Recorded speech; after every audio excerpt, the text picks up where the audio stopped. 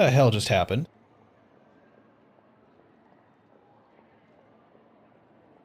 The fuck? Hold up. No, seriously, how long have I been offline?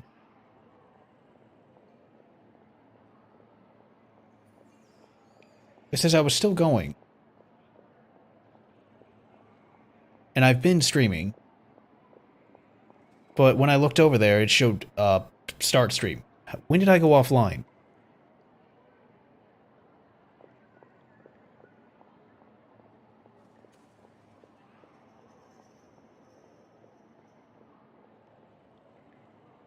Let me see here. 2 hours and 34 minutes. It started 43 seconds ago.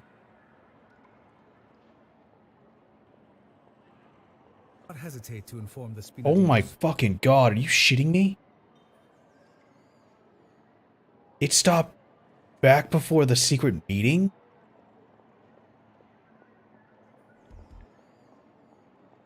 No, I want to see the last seconds of that stream. I do, no. Where I said, okay, where am I going? Talk to Mona. And I popped up into the... What happened to my stream? So, you guys just missed a chunk of everything that was going on with our plot.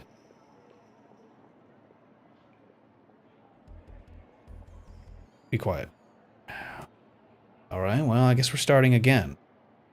Alright, so we've already made plans. We've met up with the Hexen Witch. N. Friends disciple the Hexen... Yeah, no. Let's see here. Will Fontaine's prophecy come true? Yes. What has been prophesied will be fulfilled. You may view such things as the history of the future. What? Then is there any way we can stop it? I believe you have witnessed a failed attempt with your own eyes. Can everything in Tevat so easily be changed?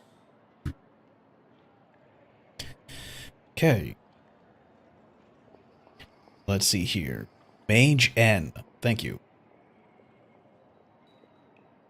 There it is again. Fate. Ah, so you've caught on. Just as prophecies are usually only the future as seen from the perspectives of the gods, could things be happening in hidden corners where the gods' gaze does not fall? Are the things that you shall see different from the fate that the gods perceive?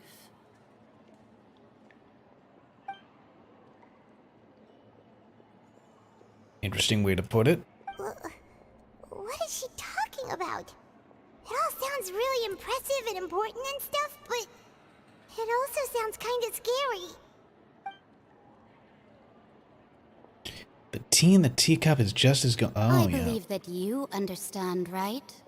Some things are insignificant, but others you must reach out to change. Ultimately, fate shall serve as your only guide, no matter what will happen in Tevat's future.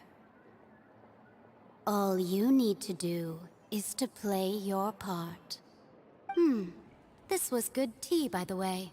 Thank you for your hospitality. Well, that'll be all for today. The voice. It's gone. Mage N, is this the clue you're leaving for us?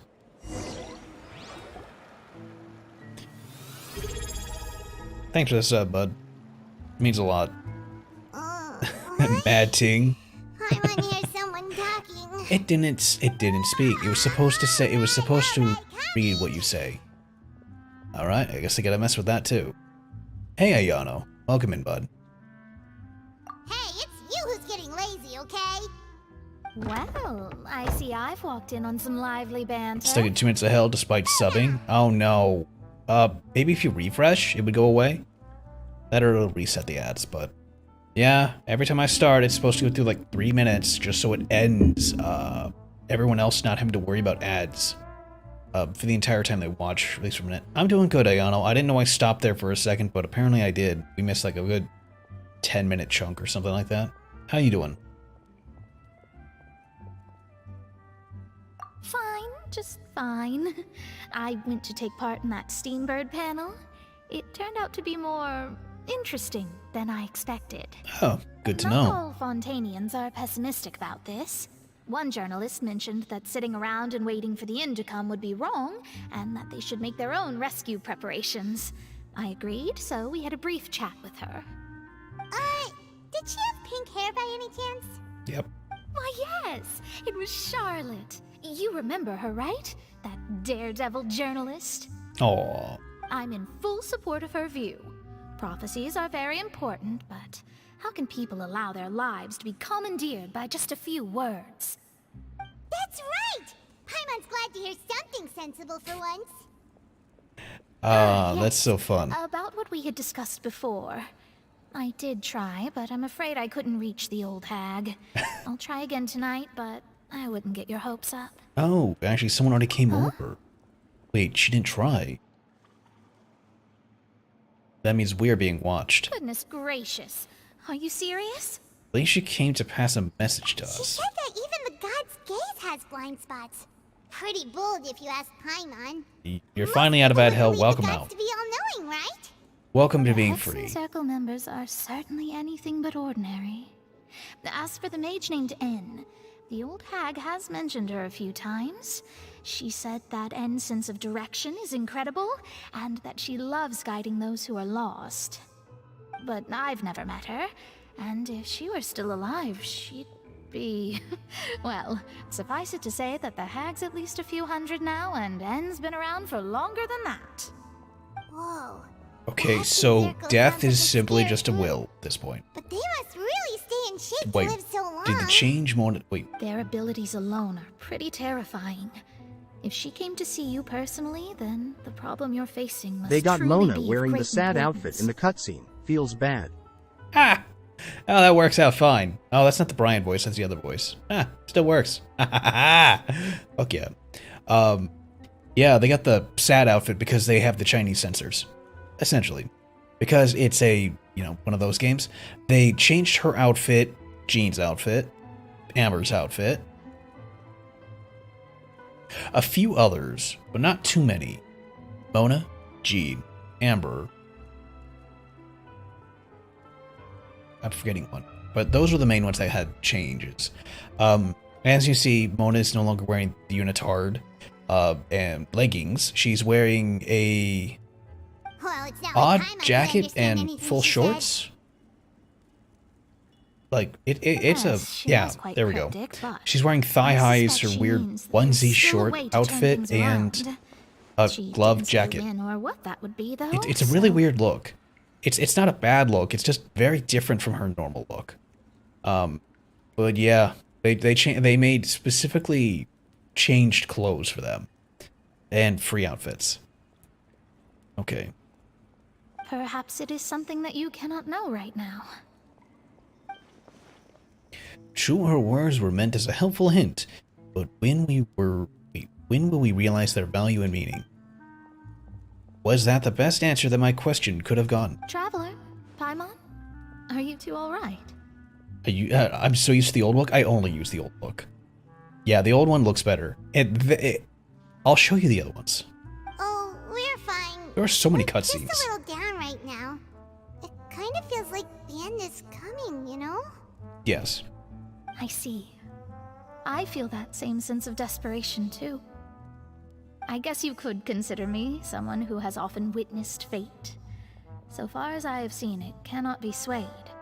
But even so, I still hope for, and believe in, miracles. Astrology is eternal and rational, but fate may not be. It is cruel, but it can also be beautiful. Perhaps that's what En was trying to tell you. Not to lose heart, and to believe that what you are seeing playing out before you is not yet set in stone. Oh, we're about to find that out. I did originally think of steering clear of all this, but I couldn't. Even if this is all futile, I still wish to help everyone. If we don't struggle to the last, then how can we face the end when it comes? Huh. You do have a point. There I go, talking about astrological principles again. Sorry about that. The moment I start talking about work-related stuff. I need to get going. Oh, don't worry about it, Mona. And It thank was you. worth trying to comfort you, even if only a little. I believe that you'll help those who are struggling in the same way I did. That's nice. I suppose that might be why we always seem to meet by coincidence. Well, the few times we have just met up kinda have moved by what pretty Mona much said, people ratting but out on you. also kinda sad too. Hey, Traveler, Paimon suddenly feels like going outside for a walk. Let's go. Hell yeah. Let's walk around the city, shall Let's we? get some fucking It's fresh one of air. those spots we always like to walk by. So, let me see here. Amberlicious, Amberlambum, Amber. So, this is standard Amber, as we all know. Short shorts and all, thigh highs, cute look. No, not that one. It's that one. They went ahead and made the 100% Outrider, which is this look. Full shorts, almost the same look. But it's slightly different. Amber's isn't that bad. It's really not. But they made it, you know, more formal, is what they call it. I don't have Jean, so I can't show Jean off. Mona. We have our wonderful Mona. See? Normal look for Mona. And then we have different version. Mona's outfit, costume made specifically to encompass the astrological concept of the destined moments. Thanks to the 30% ticket discount she got from the Celestial Globe refund. But yeah, they threw in, this is what she had in the start. This is what she's wearing now. I really want Mona, but the game only ever gives me Diluc or Tighnari. I know, right? What the hell is with Tighnari all of a sudden? The other outfit is so much better. I really think it agrees with her more. It just is more her. Because you look at her from the side, and it's just like, this flows. This, the sudden boots, the sudden thigh right there. Yes, everyone freaks out over the armpit, which is the same. They're like, oh, it's just like, guys. It's just a weird change. They didn't even really change the hat, except the color tone. It's like, okay. But, there's a few other Mondstadt characters that got changes. Want to trade accounts? All they ever give you is Mona and you want to lose? Are you joking? I so want freaking Mona. I want more of her. And yeah, no, I've pulled... You know what my Senhi got me? I didn't get fucking Senhi. I got Dumbass. And then I didn't realize what I could do with him. So I started to level him. And you know what turned out? He's pure DPS. Dude doesn't work in a group. Dude says, fuck you, I work alone. Or no, fuck you, I am the group. Yeah. See this? Oh, you can't see this because chat. Hang on. Oh, fuck did chat go in my list? Chat, there you are. Be gone. Whoosh, to the Shadow Realm with you. Yeah, I have 3. I have 3. I have pulled this shyster. We have living opposite lives. I actually like having Diluc. I don't like having him commit another 70 rolls. Yeah, no shit. No, I don't like Diluc because he came so late when I got him that it was like, okay, cool. Now I have another DPS person. Oh, can he be used as a sub DPS? No. Can he be used at all to help me with fighting? No. Then what good does Diluc do? He's DPS. Other than DPS? Oh wait, sound of an argument going on, you know, in the direction of the Steambird's office. We should take a look. Wait a minute. Oh shit, I'm that close? Oh, I'm gonna go visit the restaurant. That's what I meant to do. But yeah, no, Diluc is like pure DPS, and I'm like, I don't want you. You literally have cursed my Senhi. Because that's when I first got him, as I was pulling for my 5-star and I didn't get it. I have yet to actually count where I was character count wise to see if I qualified to get Frowena. I just pulled, and with the 10 I had, and I was surprised to get Charlotte. I like Charlotte, she's cute. Though I was not expecting the extra Saya and other one. Every time I pull for a guy, I get Mona. Oh, did you get Baiju? He's out this one. Like, we have Baiju, and then we have, who was the next one they planned?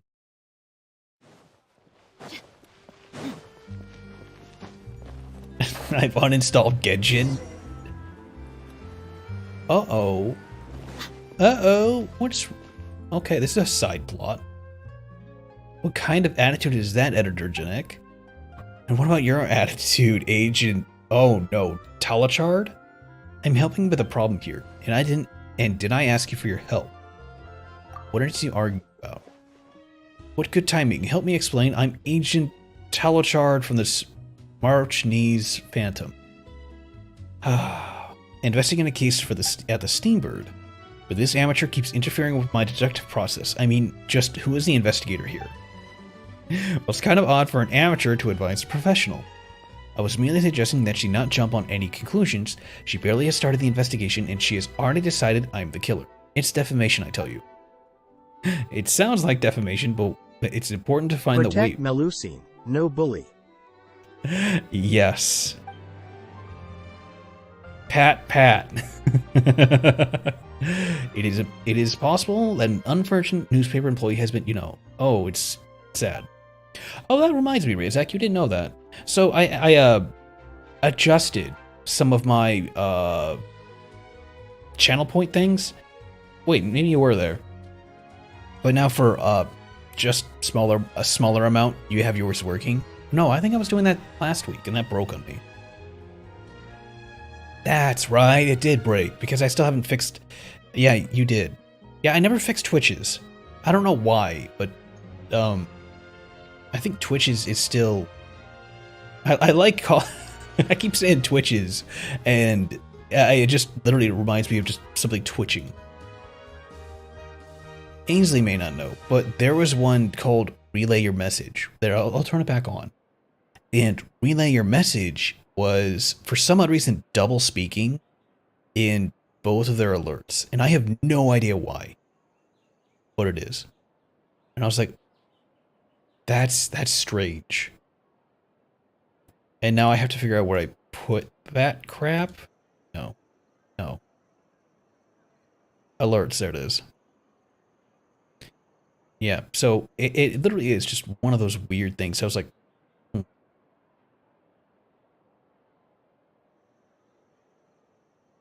let me see here. Channel points. Relay your message.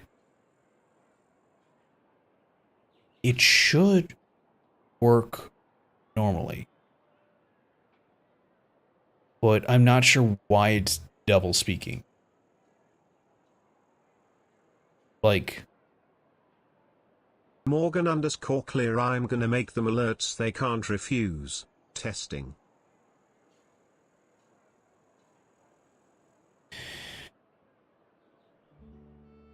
Rezak testing.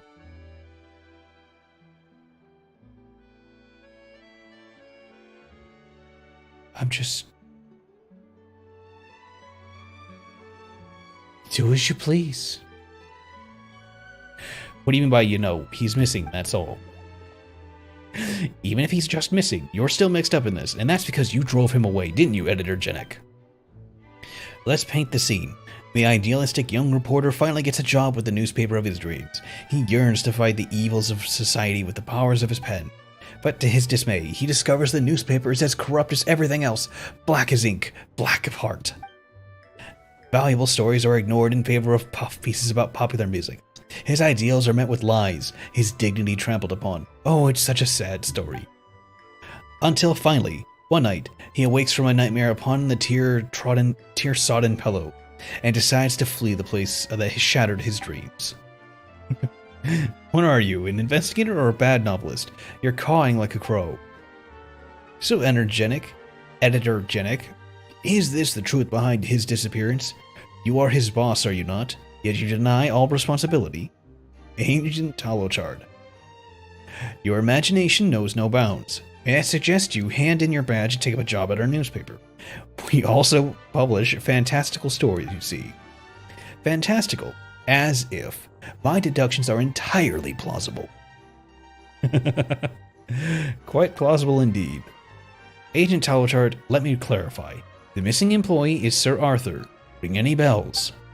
Sir Arthur? Paimon's heard that name somewhere. Sir Arthur is the steam bird that gives the steam bird its name. Our symbol, our mascot. Oh, that's Sir Arthur. The one who stands by the door, announcing the news. Yes, so a steam bird that can neither walk nor fly. I fail to see how I could have driven it away. Wait, blast you. Shouldn't you have mentioned that before? Do you have something against me? Look, you're the one who turned up and started accusing me of murder. If anyone has an axe to grind, it's you. Oh, it's Paimon here sitting in the thing. Oh, do stop bickering. The important thing right now is to find Sir Arthur. Yes, Paimon's right. Ah, Editor-in-Chief Euphrasia. Agent Curve, you've returned. Thank you for your help, Jennick. You may go now. Oh my. Editor-in-Chief Euphrasia, hello, and who is this? Mr. Morgan and Paimon, this is... He can talk. Hello all, I am merely Curve, Agent Talotard's assistant. Oh, hang on a minute.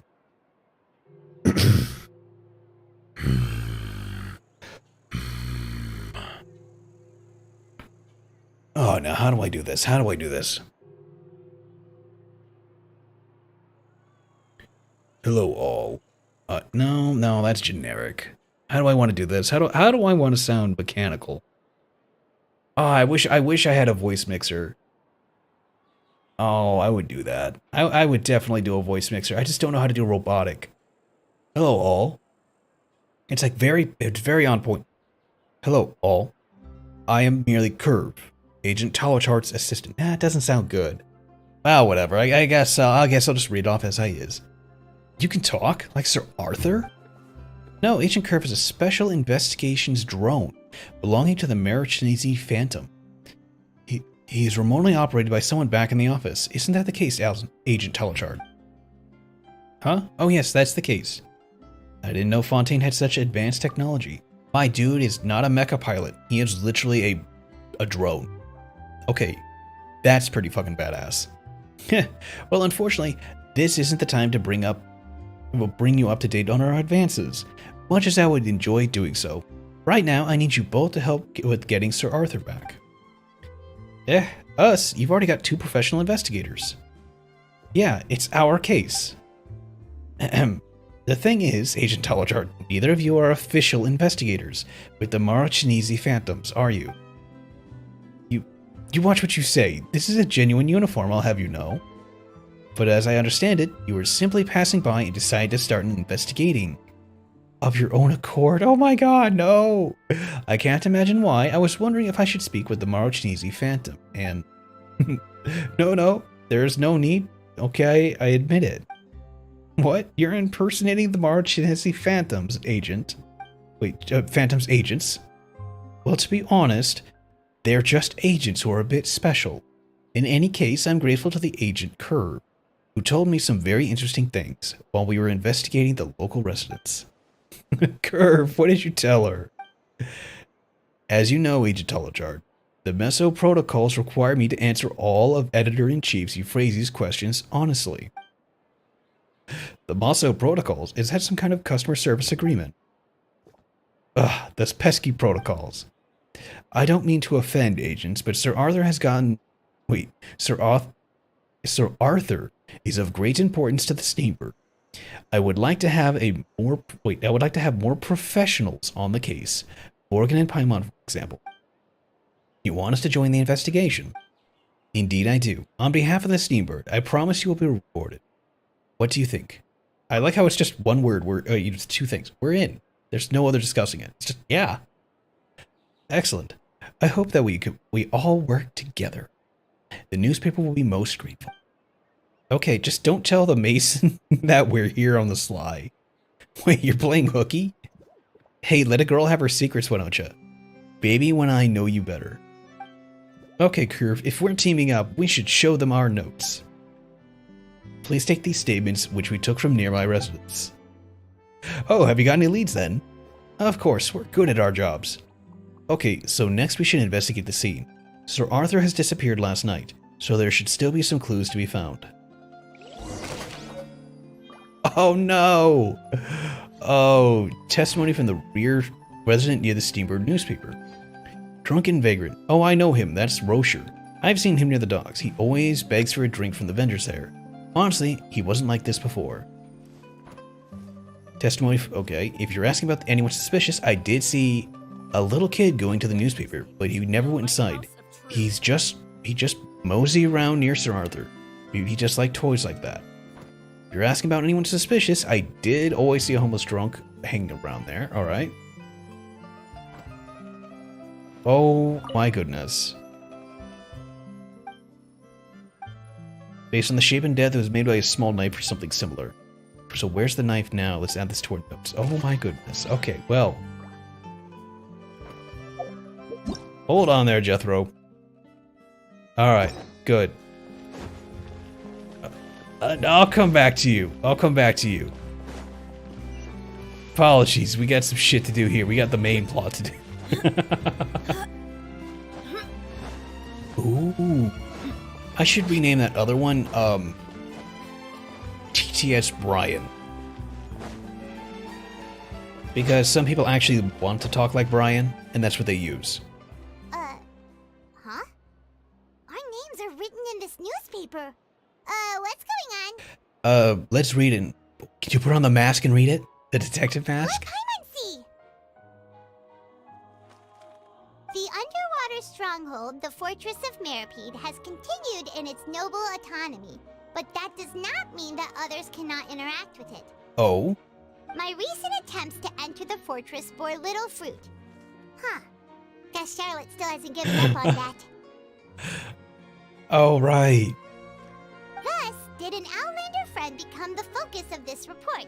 A blind adventurer with their white fairy, legends trailing in their wake. It is said that this mysterious traveler once visited the underwater fortress.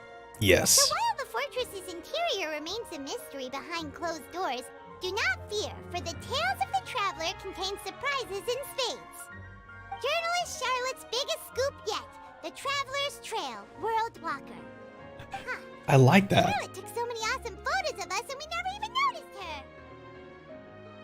She hasn't been able to get a hold question of that. anything at the fortress, so since we're easier to find, she's using us as the subject matter instead? Yeah, that seems to be the case. Seriously? Well, fine. Those headlines and photos do look cool, so Paimon will forgive her this time. Oh, the way she said that is just fucking gold. I'll forgive her this time. Oh my goodness. Like I said, well, you guys probably didn't hear me say that. I literally have another server's Discord chat, specifically for Genshin stuff, on one side, because I'm playing through this, and they're pretty much like, well, you know how to play this, right?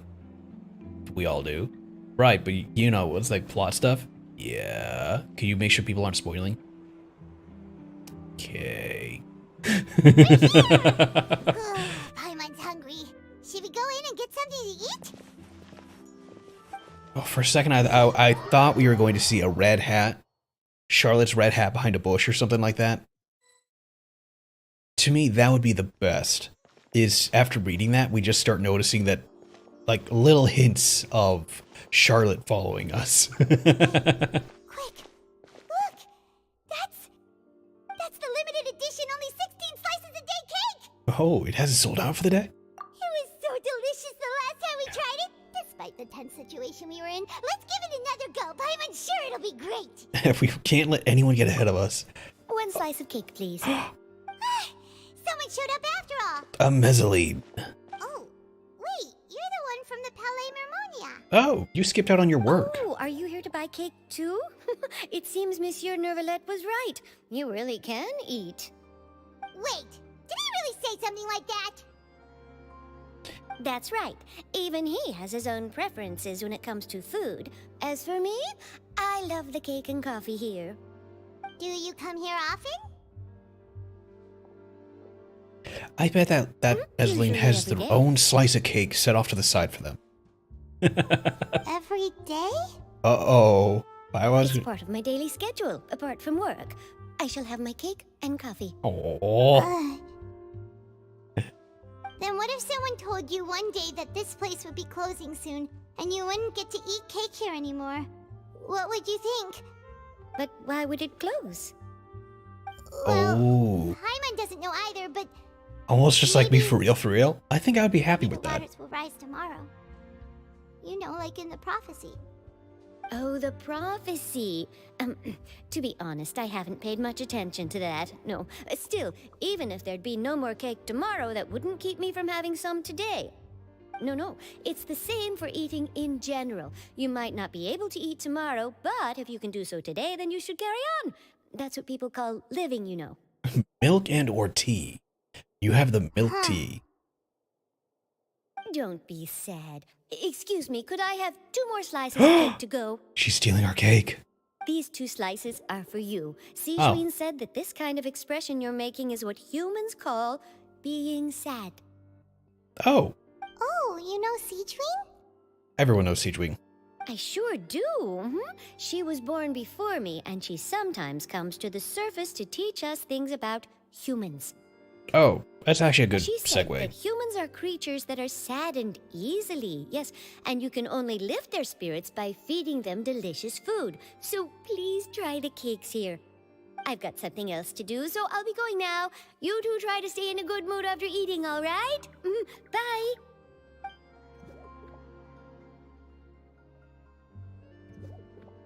And there she goes. All right, let's dig in. I'm sure this cake will be delicious. So, the Mezzalines do not understand humanity from the same perspective that we understand each other, or like a dog would understand us or anything else. So, because they look at us so differently and how unique we are and how just different we are, they have been around for 500 years or more, and they still don't know they don't know humans very well. Like they are very straightforward with things. They're adorable. And they just have difficulties understanding. Whereas you have Siegewing, for whatever weird thing that she is, she's just weird. Either someone did something that they shouldn't have done to a Mezzaline, and Siegewing was the result of that, or Siegewing is a very odd mutation within the world, and her existence is very weird because she is very humanesque, and she can understand people better. In fact, she understands humanity so well, she knows how to manipulate humans and people to do shit for her, and just various things. So she's teaching the other Mezzalines more about humanity from what she's witnessing go on in a prison. Yes, the cake. Oh, Fontaine is so good. I love most of what's in And the Fontaine. flavor gets even better with a sip of tea. It sure would be nice if we could come again tomorrow. Sure would be nice if we could always eat delicious food here. Leave the hotel. If I could come in and buy that cake, I would do that. You may have 15 pieces of cake. Why? Oh, we're near the Steambird office. Let's go look for Charlotte and have a chat. Oh, Charlotte's there.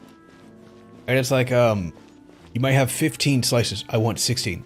No, the Mezzalines have claimed the 16th piece. So be it. 15 it is. That to me would be the best. Just being able to buy it. Wow! If it isn't the Traveler and Paimon! Oh, have you seen the article I wrote about you? I love her hat. You got some nerve. You just used us to make some quick mora. Can we negotiate a profit split? Oh, you needn't worry about that. I heard that you were in Poisson some time back, so I sent you a letter to discuss just that. It appears you didn't receive it, though. It's all right, though. I've set aside the amount intended for you. I've even set the table with some food. Really? Oh, you're the best. little too easy to win over, Paimon. If I were a journalist with ulterior motives, you'd be in trouble now, you know. Oh, Paimon knows you're not like that. Still, what brings you here all of a sudden? Were you looking for me? When Mona mentioned you, we thought of coming to see you at work. All right. I see. It seems you've already bumped into Mona here in Fontaine. So she mentioned me? What did she say? She said that you're a real daredevil of a journalist. In her own tone. Nice. In which case, can this daredevil journalist dare to request an exclusive interview with the legendary traveler and Paimon? Would have expected her to have already had that like a multitude of So your times. article in the paper today doesn't count? Oh, of course it doesn't. That was more like live photography. What I'd like to do is dive deeper and ask you to talk about the things you've seen and experienced. All right, all right. Yeah, are we even qualified enough? Why not? If I say you're worth an interview, then you're worth it. But not right now, of course. I'll need a few days to prepare. Oh, in that case, we'll just chat when you have the time then? Oh, so that's a yes? Ooh, splendid! I'll tell the editor-in-chief immediately. I'll have to apply for lighting, a venue, some props, and... Lighting, a Whew, venue, so and much to get done now. props.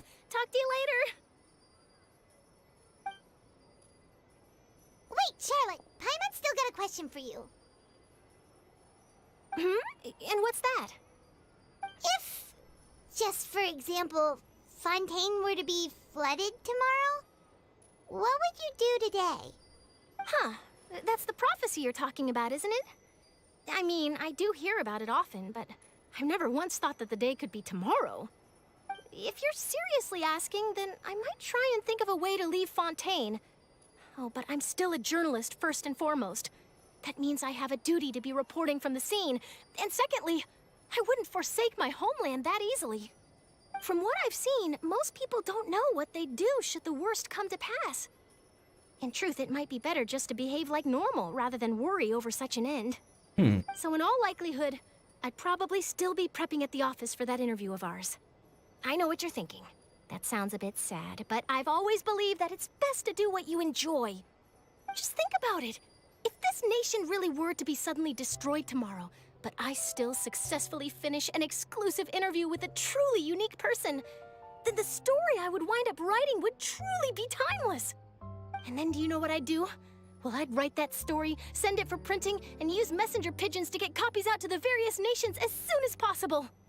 I'm not a dreamer, nor am I a workaholic, but I do love my job, and I'd be proud of leaving such an article behind. I guess you could say that I was born to be a journalist. But anyway, that's my answer. And on that note, I'll get back to my preparations. That's so nice.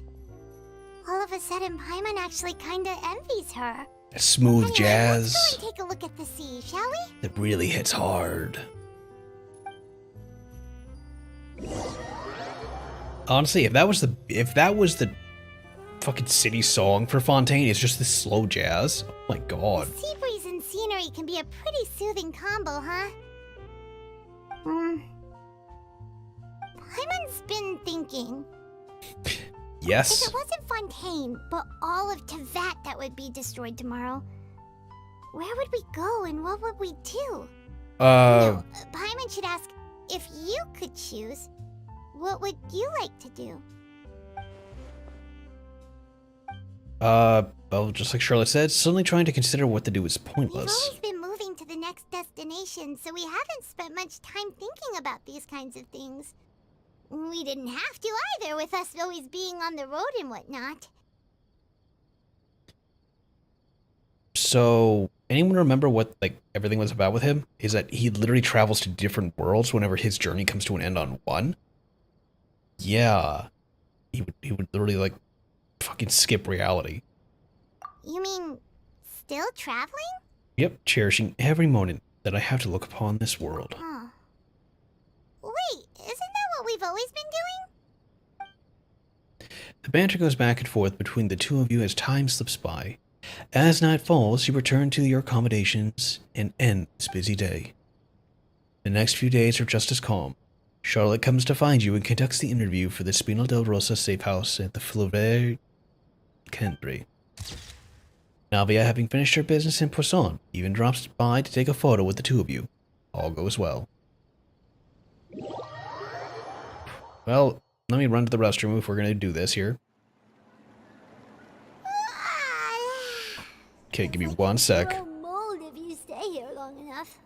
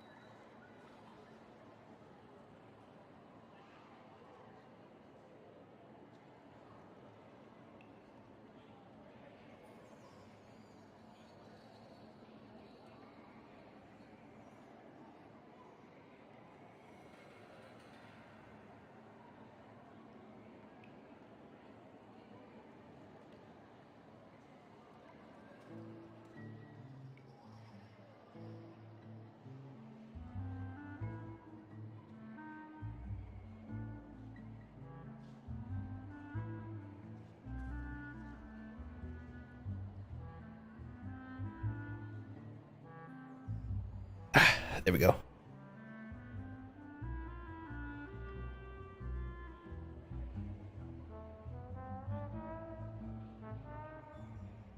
Okay, let me go ahead and get started here. Let's see here. But it's still better than the auto. Fortress of Mirapede, that's for sure. It's not only damp there, but salty too. Ooh. She's throwing the salt. So the two of you are still here.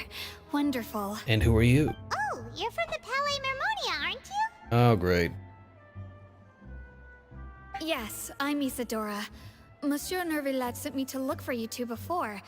I heard that afterward you went to the Fortress of Meropide. We may or may not have been on there for secret business. Not at all. I'm well aware that you're friends of his. Actually, Oh. I'm here to pass along a message from him. Alright, what's that fantastic message? Did something happen? Yes, inside the Opera House. The Maréchaussée Phantom has declared the incident a small-scale riot. Hell? A riot?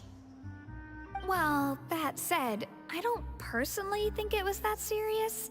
Lady Farina was watching a performance at the Opera House, and while she was resting during an intermission, some other audience members suddenly started harassing her, loudly accusing her of doing nothing about the prophecy crisis.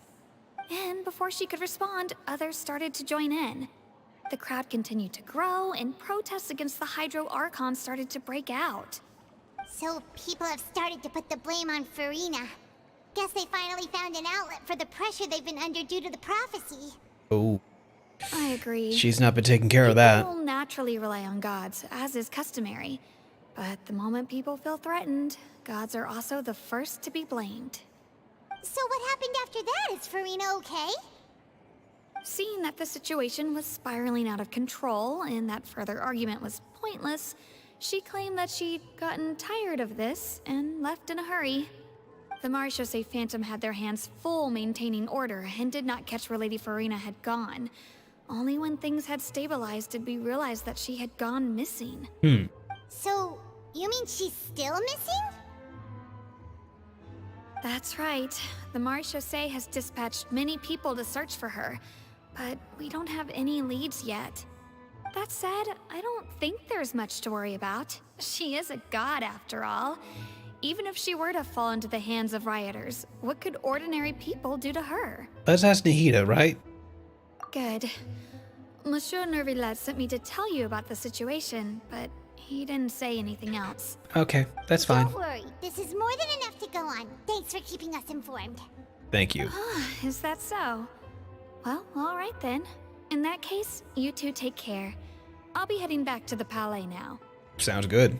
Okay, well, yep, I'll say their plan's working for the most part. Well, sounds like we should hurry over to Poisson then. Yeah, you sure If caught we on. know Farina, she won't try to fix things in this situation. Instead, she'll look for a place to wait out the heat. And as we also know, she may be loud and dramatic, but she doesn't have a heart of stone. When Nervalet was talking to her in the Palais Mermonia, and she heard about Poisson, she couldn't hide her sadness and remorse. It would be hard for her to ignore being accused by the public today. Paimon thinks Farina's probably taken the Time to opportunity head over to slip Croissant. away to Poisson and try to relieve the sense of guilt that she's feeling. Well, what do you think? Poisson. Paimon knows the answer, of course, but Paimon can do the analysis to back it up too. Cool, huh? I see becoming a detective has done you some good. In case there's not a moment to lose. Poisson, here we come. Poisson? I still really fucking want to equip the detective mask or detective mustache on her. It is too damn cute. It's adorable. And This place looks deserted. what the fuck are you doing here, Some bud? survivors must have evacuated already. I'll accept Left that here way. are signs of devastation. Could Farina really be here? I'm sorry. Let's try to find her as soon as possible. There is... When I was growing up, I loved GeForce Tech TV because it was fun. It was really cool. It's how I got started in tech and gaming and current events of fun things. And they did a skit on G4, which was their clothing line or their cologne line for devastation. And whenever they would say it, they would stop and go gray tone, go devastation. Like pulling their hand at like a claw in front of their face while they're tipping downward. Like, you know, you tip your hat, your fedora in front of you. Devastation. So it's deeply ingrained in my brain that whenever I hear that is the mental image that pops up. Some Zoolander type beat? Exactly.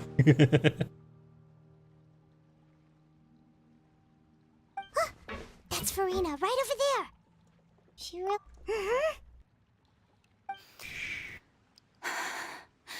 Should I just give up?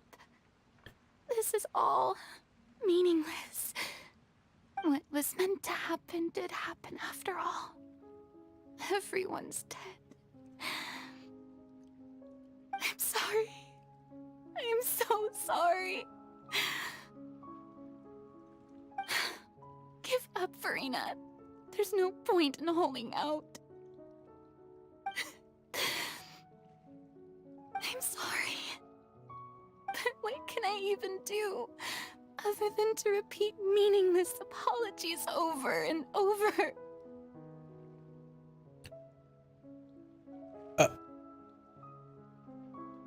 Oh. Who's that? Don't worry, Farina, it's just us. Console the theater kid. So it is you, blonde traveler from another land. Why, I almost thought you were someone from that mob of my ignorant subjects. Come to kneel and beg for my forgiveness. Farina, you were crying just now, weren't you? The tear stains on your face are obvious. What do you mean, tear stains? I Oh. remember. The Oh, show at the Razak. opera house earlier Oh, this morning no. was so moving. I'm still trying to process it. Who did that uncivilized rabble think they were, disturbing my enjoyment of the arts?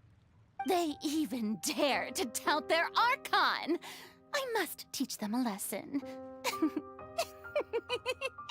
I can just imagine their twisted and frustrated faces once they realize that I'm nowhere to be found. Oh, and I'm sure Nouvellette and those people from the Maréchal Phantom are freaking out right next to them too. Okay, we're on her end quest, Razak. So we gotta meet with her a lot earlier. She is a theater kid. Like,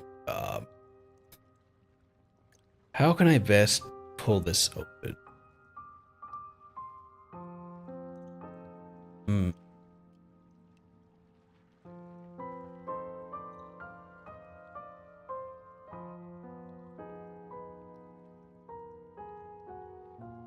Let me see if I can find this. Oh, look at that. It's right there. All I had to do was type in Farina, and it shows up. Let me see here. 2 months ago. Holy crap, where does the time go? Okay, let me see. Does this allow me to do this? Can I make an independent window? When greed backfires so epically. Quiet, Yongye. That's playing too. Yeah. Oh, you've seen the video. Okay. Okay, I was literally gonna open it up. Okay, close source. So, oh, you saw it on Twitter. So yeah, she is a theater student, or a theater child. She's a dork as well. Of course not. Hey, there she is! The Hydro Archon's over there! Got some balls to come looking for her in here. Farina, those people seem to be after you. You might not want to be here. They are... They're just some rabid fans who want to cut the line because they haven't been able to meet me in person, aren't they? That's against the rules. I can't let them get their way. Farina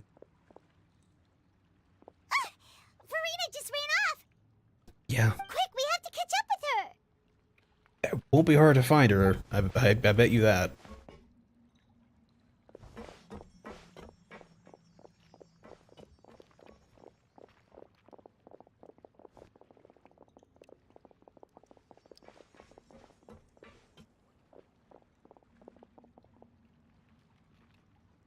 No music? Alright, Farina is the first female character I like in this game. Really? Oh, wow.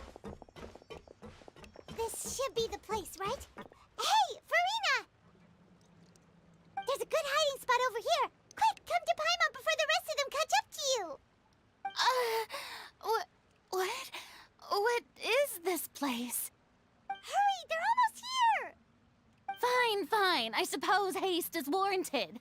Lead the way. Into Spina del Rosa's, ship? That is high praise. If this is the first female character you like, that is high praise. This dork can do it all. She's once they have her maxed out, like people in this that I'm looking at has started talking about her. She's insane, OP. Paimon's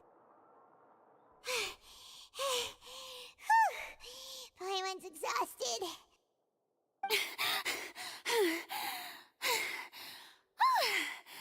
I'm so tired. I totally thought they had caught me. No,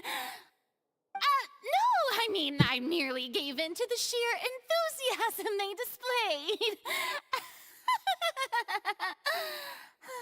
displayed. This place is not what I call soundproof. You're right. Yep, that's a good girl.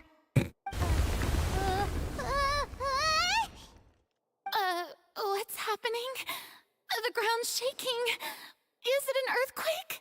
Another disaster just struck, I suspect. Yeah, a quake of this kind preceded the flooding in Poisson, didn't it?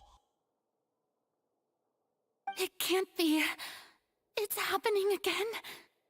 Well, there's no need to worry too much about that. Novelette's made some emergency plans, so the evacuation should go a lot smoother this time. Yeah, I hope you're right. But the people of Poisson, they've already...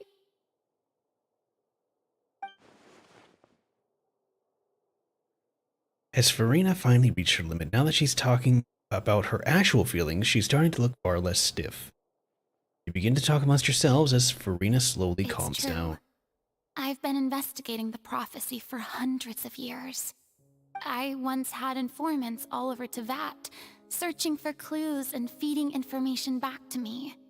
I've tried all kinds of ways, too, to hold back the sea. Anything to keep the coastline from advancing. But all my efforts proved to be futile in the end. Really, the truth has been clear to me for a very long time. We cannot make an enemy of the divine. No matter what we do, the will of the heavenly principles will have its way, and the prophecy shall be fulfilled. Interesting, we're bringing up the heavenly principles. Those guys are dicks. Alright, you still haven't given up, right? But even then... Give up. I do love the sound of that phrase. It would mean finally coming to terms with fate, but also for me to finally be free. But that would also mean that all hope would have to disappear. Indeed. I've thought about giving up so many times, especially after we almost lost Poisson. Fate is really unreasonable, isn't it? It has no heart and obeys no rules. The prophecy has only just started to come true, and so many people have already lost their lives. But just now, it all became clear to me. I still don't have the right to come to terms with fate on behalf of everyone else. As long as the final moment hasn't come, it's still not too late. Don't worry. I will keep hope alive for everyone until the very end. Well, that's enough for now. I got the impulse to play the stricken maiden, but honestly, considering my rank and station, that wasn't a good fit at all. Don't take any of what I just said seriously.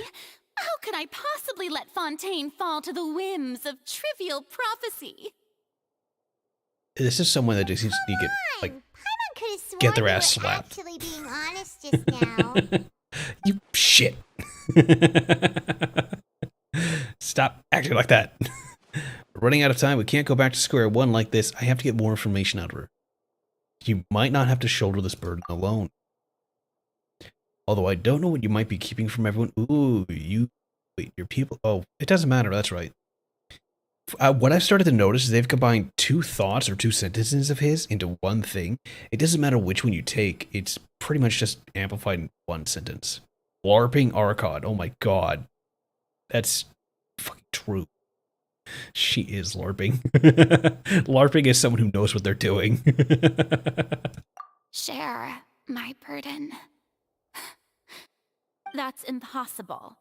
It was fated right from the start that this would be my duty alone. Even if you shared your burden, it doesn't... Wait, even if you... What? But even if your burden doesn't need to be shared, you can still choose to confide in someone. Just share it with me. I'm what you'd call a witness. A witness? Yes. I've heard that you came to Tevat from beyond the stars, yes. In other words, you never belonged here. Right. And if Tevat is, in its entirety, a show on a stage, then you're just a spectator, aren't you? That hits a little too close to home, but yeah. If that's the case... Oh no.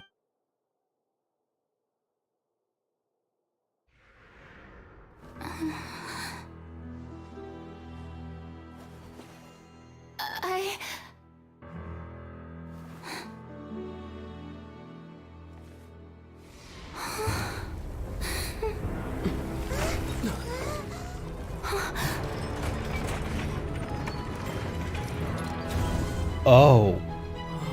Fuck, they did it too soon.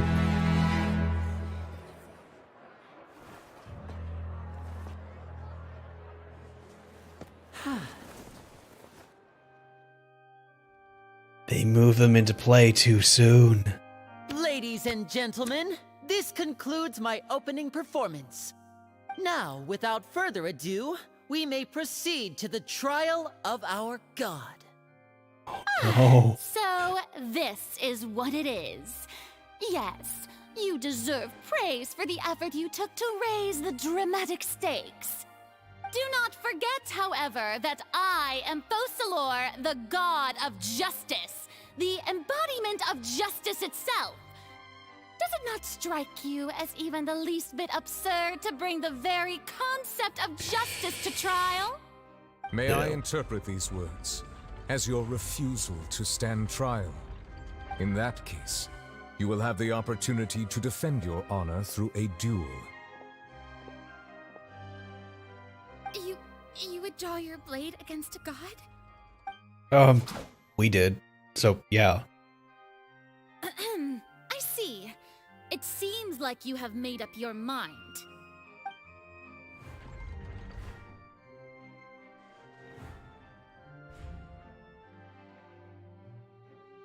Paimon can't believe it. She just surrendered. Yes, she did. Yes, she did. What the heck is going on? Did I just see an Archon surrender to a human? Wow, how utterly humiliating. Lady Farina, what is the meaning of this? It would seem that there has been a misunderstanding. To be clear, the raising of both hands is not always an indication of surrender. Where else the theater kid will be? For excuses again, huh? I raised my hands just now to indicate my acceptance of the trial. No duel shall be necessary. I will admit that I've been running away for a long time. I'm sorry, everyone. I was unable to protect the people of Poisson. It is my duty to stand trial for my crimes. You are not the only ones to be disappointed in me. I, too, am exceedingly disappointed in myself. But now, it is time for the Hydro Archon to show you her courage and resolve. I, Farina, will use this trial to show the world the true meaning of justice! This time, I will protect you. Applaud and rejoice. One of the most outrageous and fantastical arcs known to the opera epiclese is now unfolding before your eyes. Mark my words, this shall be one of the most exhilarating and brilliant shows ever to grace the stage of Fontaine. The trial of the Hydro Archon, Fosalor, will now begin! Woohoo! Oh, now we're making history. I'm with you, bro. Why does it feel like Farina just took over the whole thing? Like, come on! Didn't she just get forced to stand trial for her crimes? Also, even though she's still acting super dramatic, she is taking this seriously this time, right? All right, then. Who will be my opponent in this trial? The court asks the prosecutor to please take the stand. Oh. Thank you, Your Honor. That so? Very well. Then please speak, witness of Tivat, my accuser and fated opponent. We were so close to getting to the tiller and still turned out like this in the end. It's okay though, as long as we can defeat Farina in court, we still have a chance to figure out everything.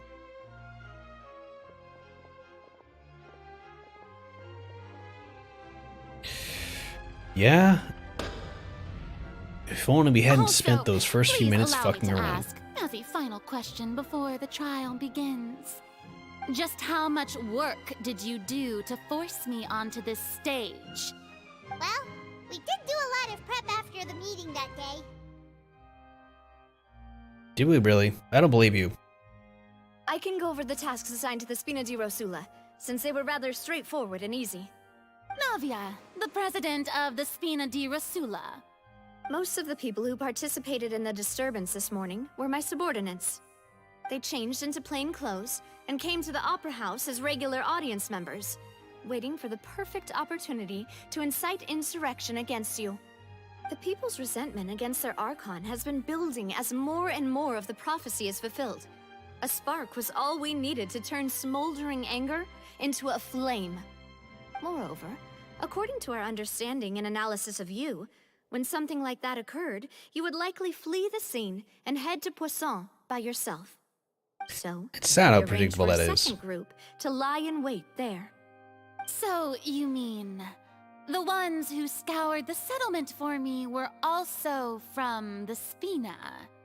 And their goal was to force you to step into the giant magic box so you may personally participate in the greatest magic performance in all of Fontanian history. And we missed it because we were inside it. That's right.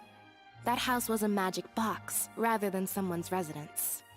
As the super ultimate version of the setup that I used when I first performed at the Opera Epiclese, the volume of the box was increased by a whole order of magnitude, and the distance it traversed was the entire gap between Poisson and Aranias. Its cargo, of course, was an Archon instead of a human. My thanks, Farina.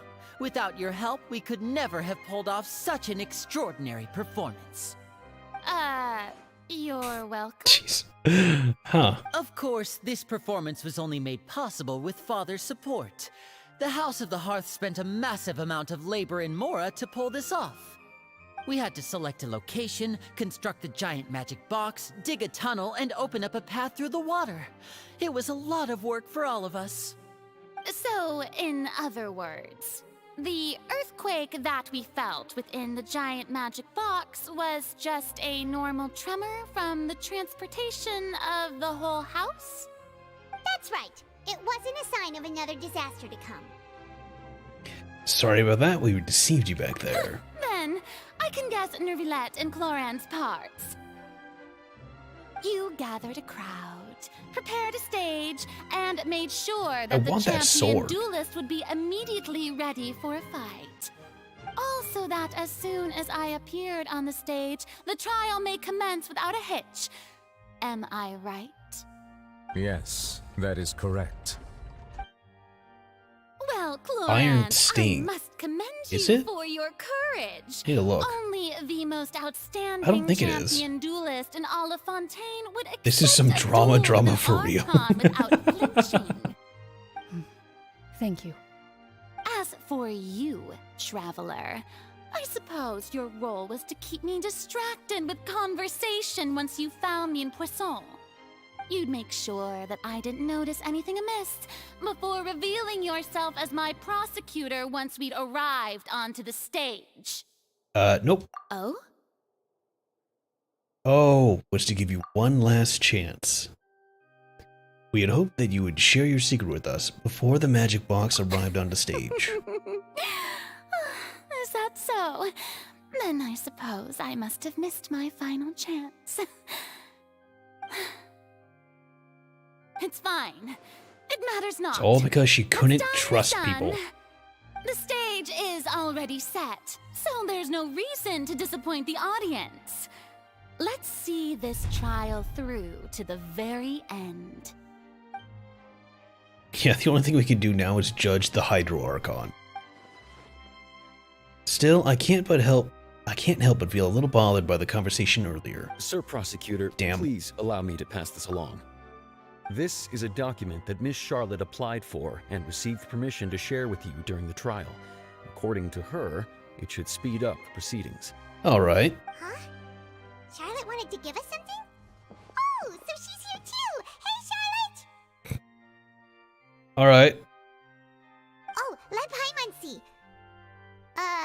Isn't this the exclusive interview that she did with us before?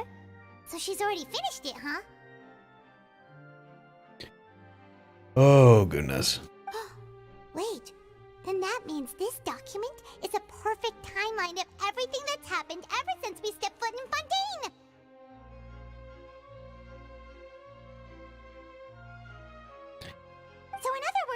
We can refer to this anthology of evidence every time we want to use something from our journey as evidence for an argument. Okay, I guess. Never would have thought of using it that way. Confirm the information in it. Just think of it as a refresher, alright? Are we going through my entire fucking journey into that? You defeated the Hydro Archon in the very first duels you took part in at the Opera House. That's one for the history books, alright? You defeated the Hydro Archon in the very first duels you took part in at the Opera House. That's one for the history books, alright? I didn't think that you'd wind up getting to the bottom of the case I'd been following all this time. I guess you could also see this as a happy coincidence. Oh yeah, that was the guy that we literally watched get drowned instead of a fucking fountain. This is Zero Order in Fontinia Court. Yeah, no, there is just nothing. This is the first time Monsieur Nervillette had a difference of opinion with the Oratrice. Even the Hydro Archon can't figure it out. Yeah, when are we ever gonna find out what happened to his ass? A Fatui Harbinger. She's an extraordinary person. Her instinct must mean something. Related with my name with the knave or The fortress of Meripede was almost destroyed in a single day. That I didn't witness that scene personally will always be a source of professional regret, I think. Just break it. Just do a crime. Here's a gun. Do a crime. You'll get your interview. According to Monsieur Nervillette, both Child and that whale should have been in the primordial sea at that time.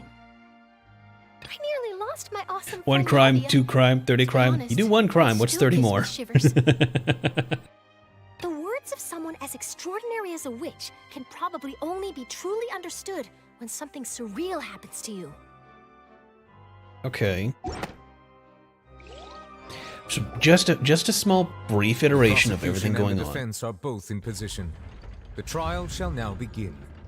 You know, me trying to talk to you. Oh, come on, Nervillette. There's no need to repeat all the unimportant legalese.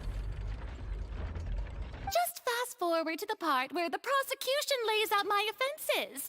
As the defendant and the lead actress of this performance, I still haven't even been informed of my supposed guilt in all of this. Of course, it is only natural for humans to struggle to understand the actions of a god. However, you will need more than that to convict me of a crime. Right. That's true. But my charge here is unrelated to your conduct as an Archon. You fucking voiced? Instead, I would like to charge you as a fraud who's never been the Archon in the first place. Oh. Wait, Oh. what was that? Lady Farina's a fraud? Hey, I came here thinking that we were going to try the Hydro Archon for forsaking her duty, but did I hear that right? She's not our Archon at all? Charge accepted. All that merch. Lady Farina, do you plead guilty to the charge? You watched the theory video too, bro? Oh my god. Lady Farina. I plead not guilty. How can I be guilty? There is no way that I, Focalor, otherwise known as Farina de Fontaine, a member of the Seven and the Regina of all waters, kindreds, peoples, and laws of Fontaine, could be anything other than your true Archon. Yeah. Even though Lady Farina can be rather eccentric, isn't it going too far to doubt her very identity? No, it's not. Yeah, I've never questioned her identity either. Sure, Lady Farina can be super irresponsible, but what grounds does that prosecutor have to make such a huge claim? We've met, what, 5 now? I have cause to believe 4 that others? common sense Yeah. will prevail in this case. Many of the members of the audience have known me as the Hydro Archon ever since they were born. There would be no fooling their memory. Oh. See? Even the Oratrice has decided to show me its favor. Are you sure you want to commit to a charge that will never be upheld? If you wish to drop the case, I can promise you as the God of Justice that you will not have to face trial for making a false accusation. We will treat everything that's happened as a dramatic spectacle and move on with our lives. What do you say to that? Hard no. An argument with near impossible odds, huh? We have to not only refute Furina's claims, but also overturn the long-held beliefs of the people. The people only see you as their Archon because that's their long-held belief. I tried to give you the chance to surrender. If you must persist, then let me ask. If you believe I'm not the Archon, then what manner of being do you think I am?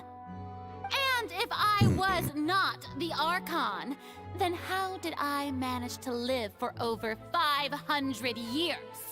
I don't know, we got a Hexen witch over there who seems to live like, you know, fucking couple 100,000, maybe. Digging a hole now? Oh man, that hole is like a fucking crater. I've got to think carefully. What we do know to be special about Furina. What do we know about her? Why was Child's conviction? Oh yeah, no, we got fucking meeting with the knave. Testament with N. No.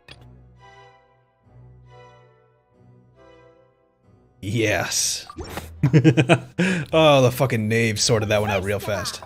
You may be a member of another long-lived race, which would allow you to naturally possess an extended lifespan. And second of all, even if that wasn't the case, there could be other ways to extend your life. Such as a curse. Who gave you that idea? Was it the knave? You'd sink so low as to use a harbinger's words against me. It doesn't matter who gave us the information, what matters is the veracity of the claims. I once thought it possible that the aura of an Archon might naturally resemble a type of curse. Oh. But in light of this claim, perhaps what I sensed was not your divinity, but a curse after all. You sensed it too, huh, Neverlet? So, Furina, instead of an Archon, could you just be a cursed human? Lady Furina is actually a human? Oh, fuck. Well, it is true that it's extremely difficult to tell humans and gods apart just by looking at them. It's not impossible. Oh. Well, don't start celebrating too early now. Even if I have been carrying a curse like you said, how does that prove that I am merely a human being? Because she can still die normally. Besides, everyone knows that the main difference between a human and a god is the possession of authority. Gods can do what humans cannot. That's why they're worshipped as gods. For centuries, manifestations of my authority have served the nation of Fontaine. One need only to turn their eyes towards the Oratrice Mécanique d'Analyse Cardinal in this very opera house, or consider the endemnitium that is used in every aspect of life.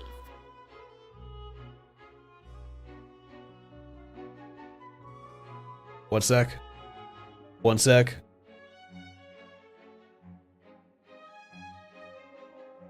According to the judgment of the Oratrice Mécanique d'Analyse Cardinal, we now turn to the Oratrice Mécanique d'Analyse Cardinal. The judgment of the Oratrice Mécanique d'Analyse Cardinal. Yes, that is stuck in my head now. It has been stuck since I first heard it. Wait, the one trial proved the opposite. Furina actually has no control over the Oratrice at all. Yeah, with Child, he got fucked hard by his conviction.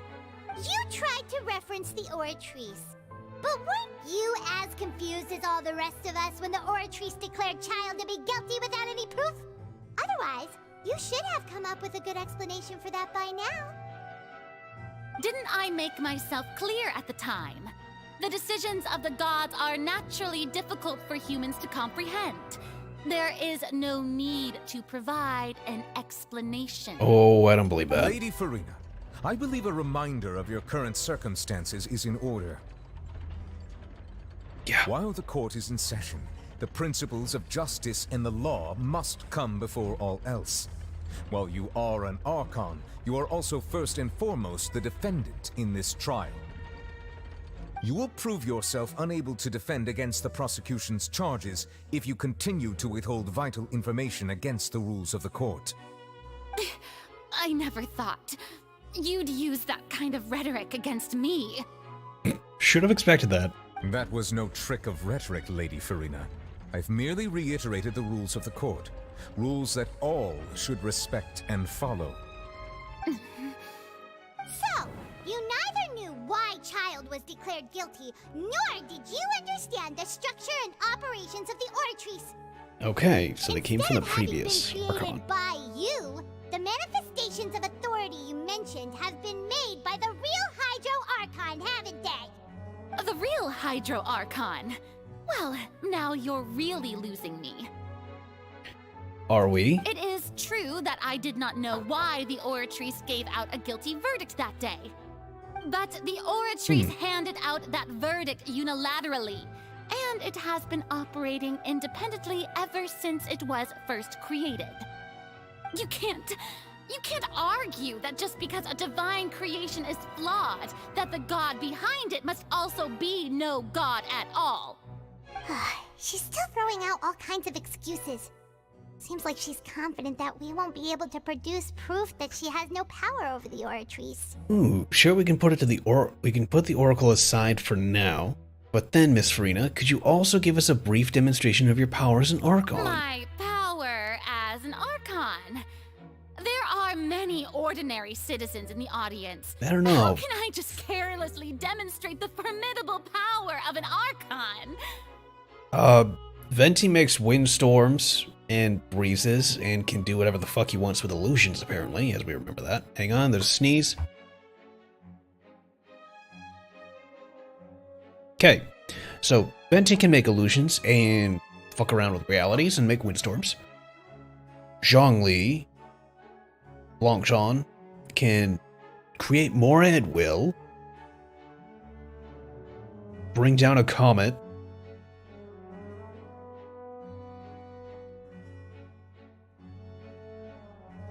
use illusions and turn himself into a dragon. I really had to make up shit for that one, because holy fuck, Zhongli. Jesus fucking Christ. That's a body count. Yeah, she doesn't need to do shit to show off her power. She just lets her fucking doll do it for her. And yeah, everyone's dead. I mastered domain expansion. She fucking did. The bodies all over fucking Inazuma to show for that one. Ooh.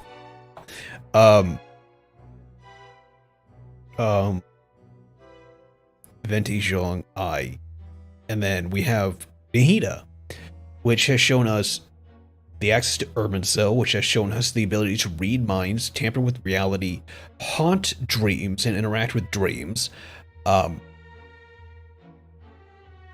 We could just call it there because she has so much more shit. Yeah, Nihida literally reads minds. Yeah, she has literally proven that she is a force that she can get into your mind. Even through, not even through sleep, but just in general, she can crack open your head and read your brain. Terrifying. So, I'm sure everyone's fine, even if you wanted to pull all the water from their bodies for like a brief moment. If it poses a concern, I'm prepared to extend my protection to the audience. You don't need to go that far. A brief demonstration of your powers over Hydro should be quite harmless. Surely an Archon can at least match the capabilities of a human with a vision. Oh. Aren't you the Hydro Archon? Or is it that you can't even wield the power of Hydro, much less the authority of a god? Indemnitium! Yes! It's all because of Indemnitium! All Archons derive their power from the faith of the people, and I've converted the people's faith in justice into Indemnitium! Thus did I give up all of my divine power to provide everyone with energy for their daily lives. Have you ever seen a more magnanimous god? Nihida was literally imprisoned. You know what? I'm just not even gonna go with that one. Isn't that a huge stretch? Thank you. Yeah, no matter how generous an Archon can be, how could they give up all their power? Can a god with no power even still be called a god? It seems like nobody's buying Farina's excuse. Yeah, not even your fucking machine. Hey, come now, everyone. Please don't at me as if I was a liar. I'm still the same Farina you knew, right? The one that you loved. Shouldn't you want to believe in me? Please? You've got to believe me. If what the prosecutor said is true, she really has committed a grave offense. Did she deceive all of us? And all of our parents and grandparents too? And then all of our ancestors? Ever since they were born? Enough. That's enough. Tell me then, if I'm not the real Hydro Archon, then who is? If you have no evidence of another Hydro Archon's existence, nor can you find anyone who can back up their claim to be such, then what grounds have you to say that I'm not actually the real deal? There is no more Hydro Archon. They died. Then there literally is no one extra. They never passed it down. Wow, she came up with yet another argument. How can we refute her now? Seems like she really doesn't want to give up. If we can't prove that she isn't the Archon, we can try to prove that she is just a human, and if she's only human. Wouldn't it be funny if it was Navia, just for laughs, Geovision fake out? Oh, you haven't... Oh, that would be great, but yeah, it's not Navia. I want to show you some of Navia's kick-ass shit. Like, she is a Geo user, but apparently her weapon is like cannons. Like guns, cannons, ship cannon, guns. Massive cannon fodder shit. Like, I am in awe that they decided to go with this for her. It's weird as hell. But yeah, apparently she attacks using cannons. Like, yes, like a Full Metal Alchemist type of fucking guns going on. Like, it's... Hang on a minute. Scroll. God damn, I haven't seen this much black lettering since I read an FBI file.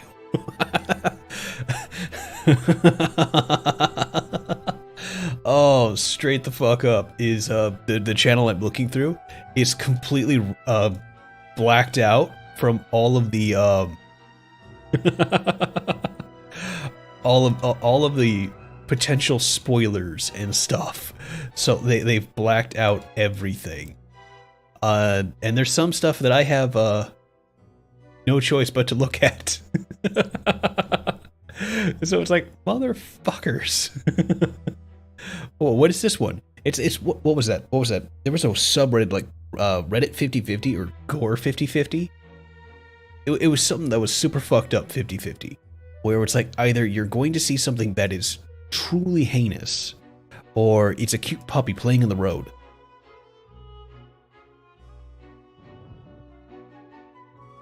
And for a lot of it, it turned out to be like, some people are just fine with it. There you go, I posted that for you. And it's like, oh my god. I wish it was Navia. That would be fucking gold. So, let's see here. Navia, no. Enters the Primordial Sea, sealed to be the Forbidden Zone. How can we prove? Turns out the Fontanians can be dissolved into water of the Primordial Sea over the years. It could be Vasher. What evidence can prove Farina is a human? If we have her...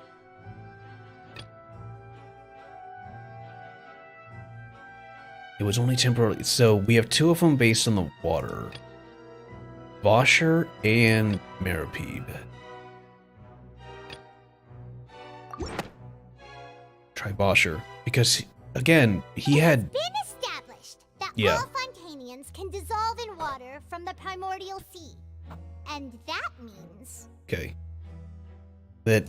Since you insist on claiming to be a god and not a human, then there's a method that you can use right here and now to eliminate all suspicions of you being the latter. Miss Navia, please apply to serve as a temporary attorney for the prosecution before addressing the court. Though you act in partnership with the prosecutor, you must still adhere to proper procedure. Super sorry, Monsieur Chief Justice. Super sorry. I swear this really will be the last time that I'll speak out of turn. Now, I've brought some seawater from Poisson. As everyone knows, right? a massive flood struck the area not long ago. Best girl, best cinnamon roll, best drill hair Ojo-sama cinnamon roll ever. She gets all the pets. Everyone is saying that her character quest comes around, she had better get a goddamn fucking happy ending, or we riot.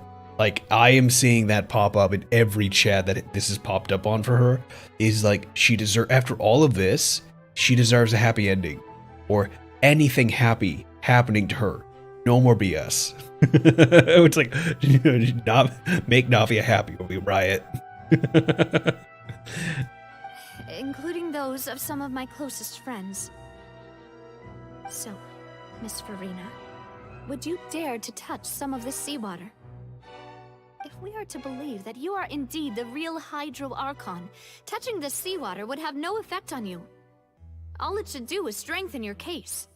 But if you don't dare to touch it, then we would have basically proved the reverse. Oh, and I must remind you that after the disaster at Poisson, nobody wants to see any more people dissolve. I do hope you'll act prudently and choose the simpler path of admitting guilt. Navia from the Spina di Rasula. The Spina has governed Poisson for many years. I guess her suggestion is valid. If Lady Farina is indeed just a human, she's probably Fontanian like all the rest of us. Would she really dare to try?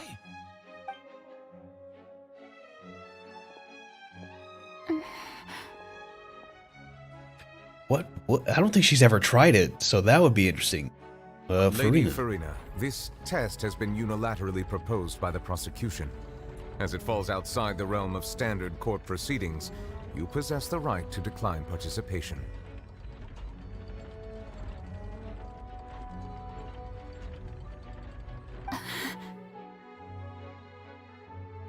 Well, of course he had to tell her that. But refusing to participate is basically the same as a confession of guilt.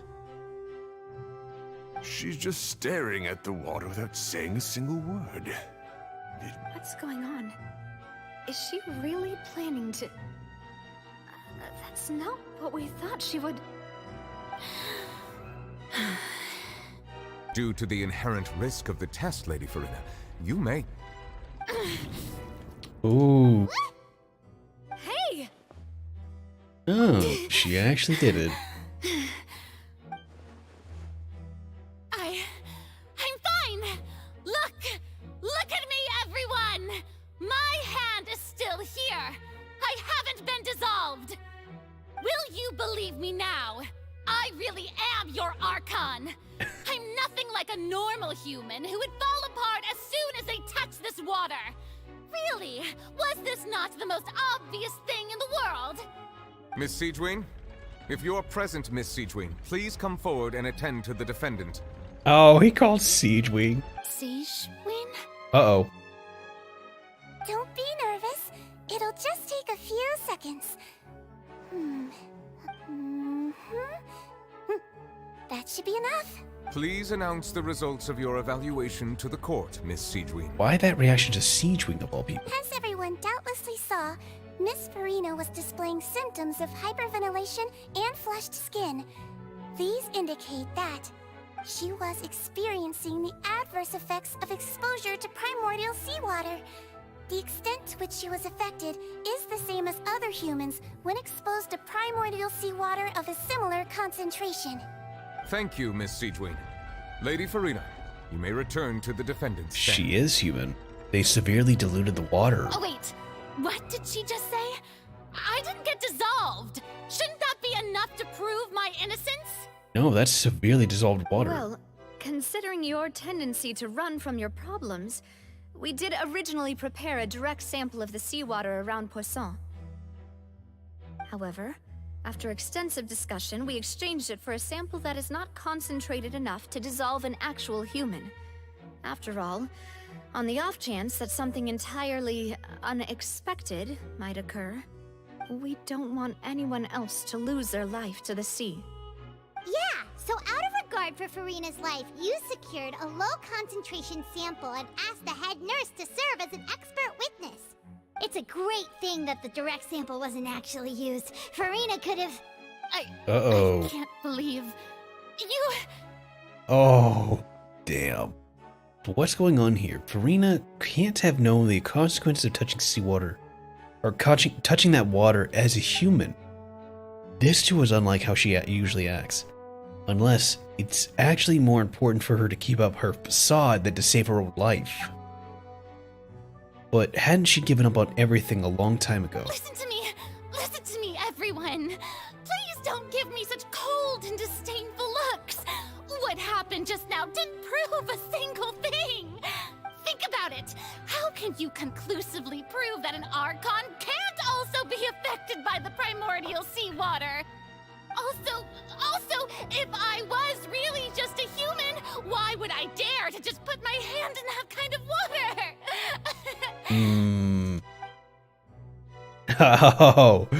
Oh, the doubts. Please, everyone, anyone, just listen to me.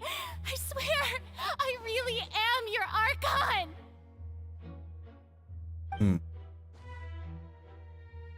Behold, the Copium Archon.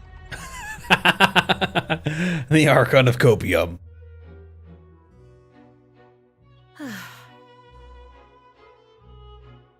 I don't think anything she says at this point will sway anyone. The odds are just too stacked against her now. With all the things that have been said, Paimon doesn't think there's any way left for Farina to win. I believe the time for arguments and presentation of evidence has come to an end.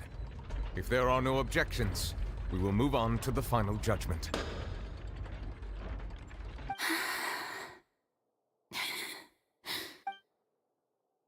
I don't think anything she says at this point will sway anyone. She's too stacked against her now.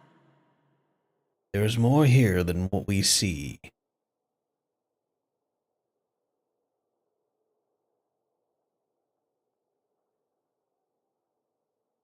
In my capacity as Chief Justice, I shall now render judgment on Farina's misrepresentation of herself as the Archon of Fontaine. As a human who knowingly deceived her fellow citizens, Farina is guilty. Oh.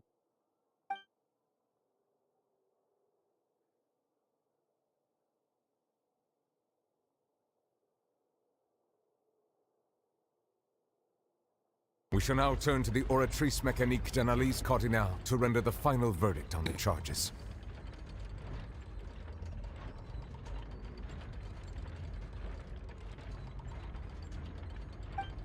Yeah, wouldn't let me click there, it was just chugging along.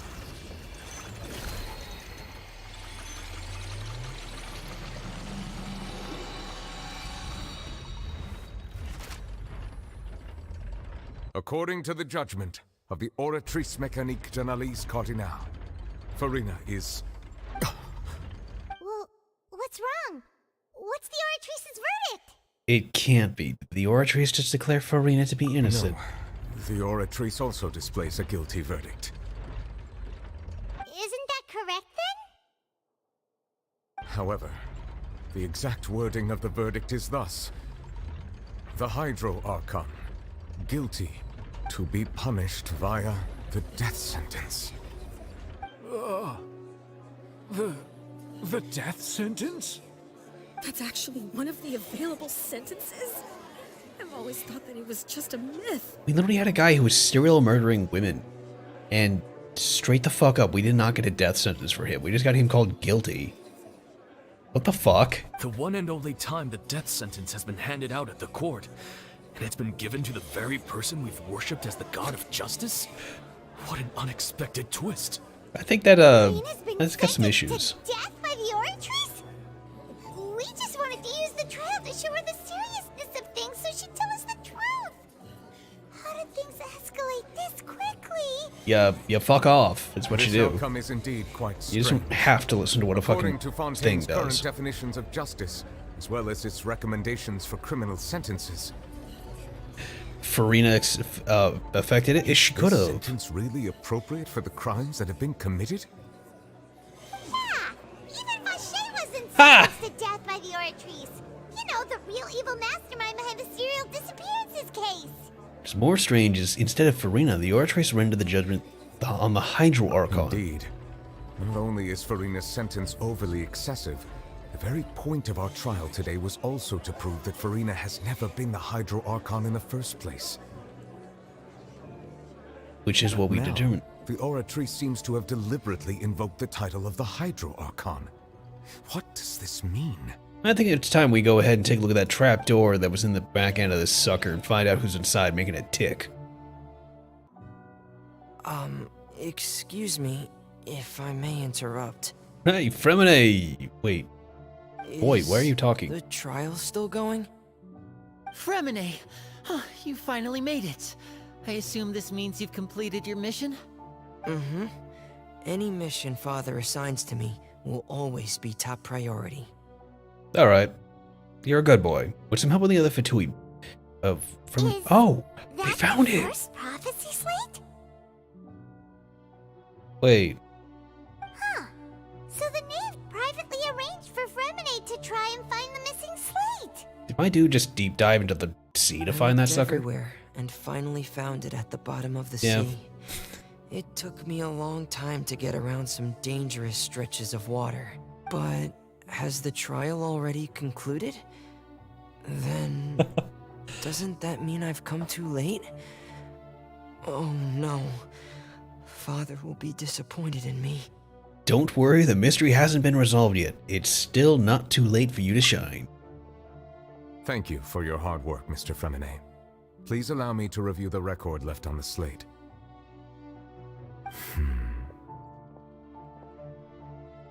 Traveler, I believe that you have already seen the other existing slates, and would like you to come here and confirm their contents. You know, what's stopping me from jumping off there? I mean, I've literally cleared more verticals just jumping. Alright, this looks like the Archon. Oh, the previous Hydro Archon releasing their divine power, turning the Oceanoids into human beings. I believe I have now made sense of the Hydro Archon's crime. It has to do with Fontaine's lost history. There are people back behind it. Huh? Isn't the Hydro Archon just guilty of deceiving her people? Oh, wait, no, that's Farina, and we've already proven that she's not the Hydro Archon. So when you say Hydro Archon, do you mean the real Hydro Archon we've been kinda talking about? I don't think there is one. In truth, everything that you've encountered in Fontaine up until this point can be traced back to the contents of these stone slates. However, I'm uncertain as to how much sense they currently make to you. An association between the contents of the slates and the events of real life. Let's try to recall the contents of the other 3 stone slates. Paimon will do her best to help you remember. Alright. Is this a puzzle game where I line stuff up? Aha! Okay. Yes. Oh, it's not like we haven't done this like, what, 4 times before? Yeah. The first stone slate describes Alright. what you just said. It seems to show the previous Hydro Archon using her divine power. Does that mean that Fontanians are transformed Oceanids? Oh, Paimon wasn't expecting that. But if Oceanids can turn into humans, then perhaps this process can be reversed as well. Okay. The second stone slate shows Celestia floating in the sky, and the Hydro Archon and her people worshipping it together. But the heavens still brought judgment down upon them. This must be the point when the Hydro Archon and the Fontanians were branded with their original sin. Does this mean that the original sin and the Hydro Archon sin are the same thing? The third slate shows the Hydro Archon sinking into the sea surrounded by many people. That reminds Paimon, didn't we also watch that happen to someone else? Well, the fourth slate is the prophecy the Fontanians have been talking about. People dissolving into the sea, the Hydro Archon crying on her throne, and so on. We didn't believe that such a crazy disaster could happen at first, did we? But after that incident, it was just a question of when and not if.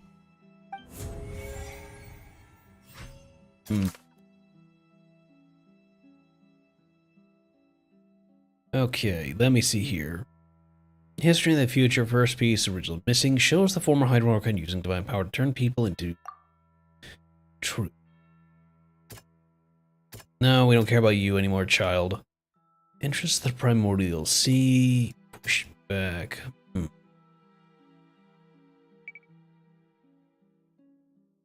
Okay. Oh, wait, hang on. No. None of that matters. Okay. It shows Celestia floating in the sky, the Hydro Archon and their people worshipping it together. But the heavens still brought down judgment upon them. That is a very early version of Celestia. It is lacking everything.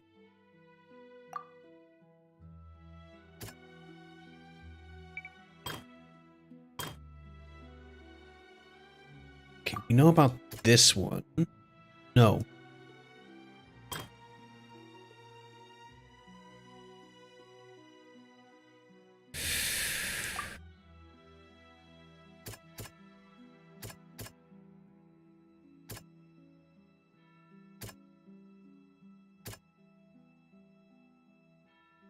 Bosher has a big thing to deal with.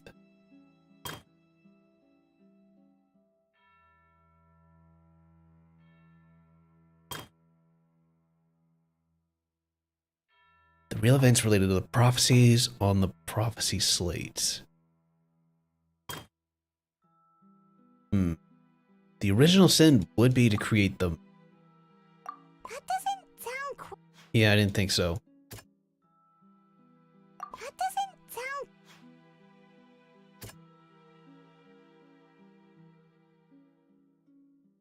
That doesn't sound... I'm just kind of going at it.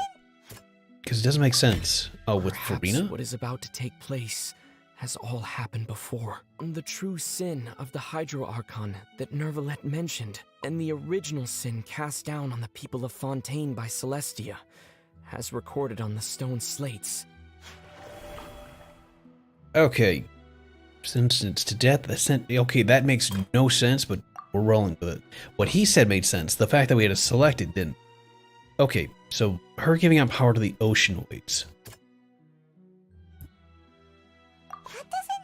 Oh, how is that not right?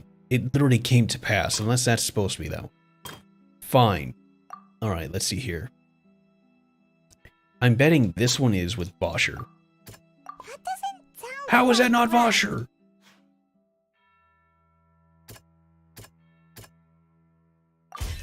It's not as simple as falling into the sea. When Navia fell into the sea, her consciousness was subjected to judgment. The stone slates show the people gathered around the Hydro Archon in the sea.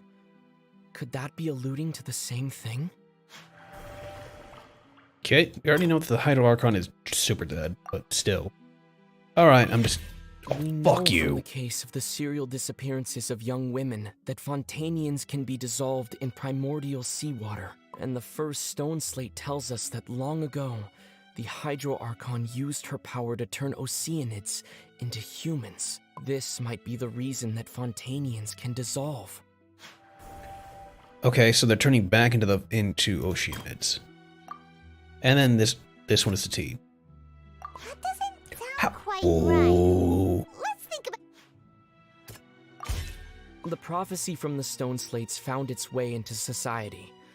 But not many people believed it at first. The fortress of Meropide was nearly flooded with primordial seawater, which we know can cause Fontainians to dissolve. It seems increasingly likely that the prophecy may come true. How is that not the T? If we hadn't dealt with it in time, things could have gone very badly.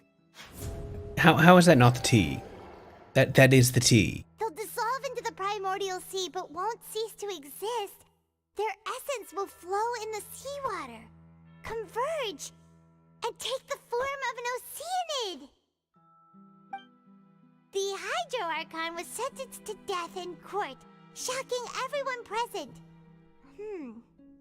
Perhaps this means that her sin was actually Fontaine's original sin. Navia fell into the water inside those ruins, and she nearly dissolved. She was surrounded by the people of Poisson in a court within her consciousness, and was forced to take part in a trial meant to make her stay. The eruption of the primordial sea at the fortress of Meripede was the surest sign that the prophecy was about to come to pass no matter what. The prophecy's contents can all be verified by recent events. If we combine what we know together, loads of truths should come to light.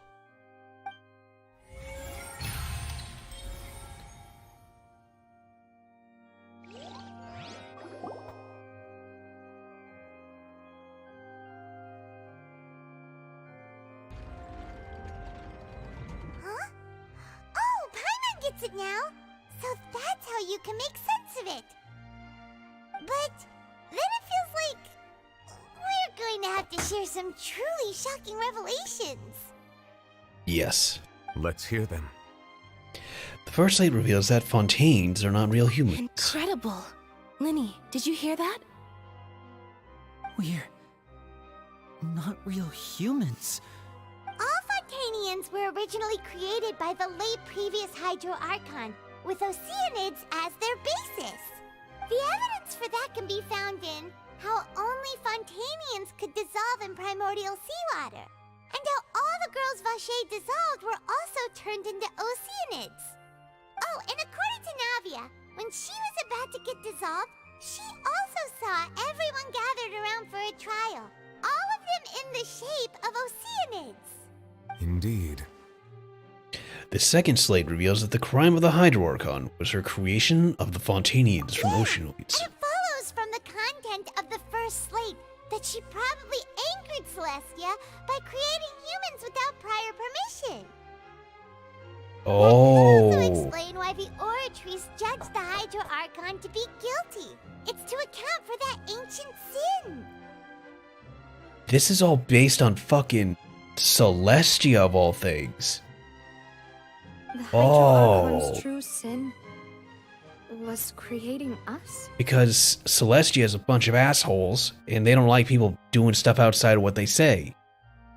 And yet, after many That would hundreds make of more years, sense, okay. the Hydro Archon's creations have turned around to try to judge the Archon within the Opera Epiclese.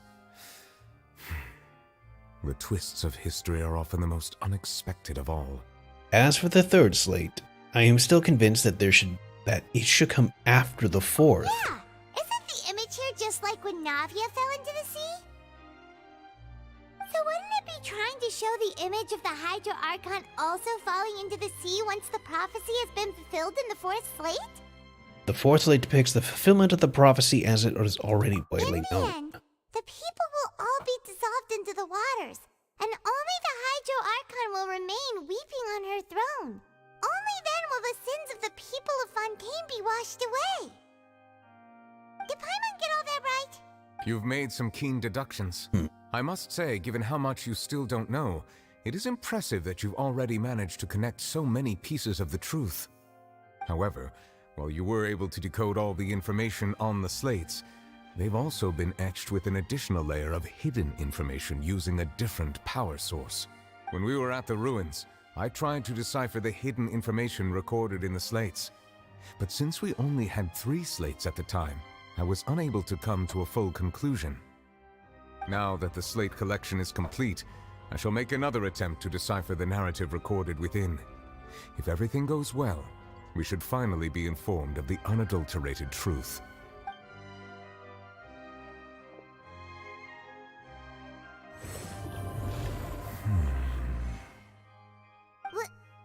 Well?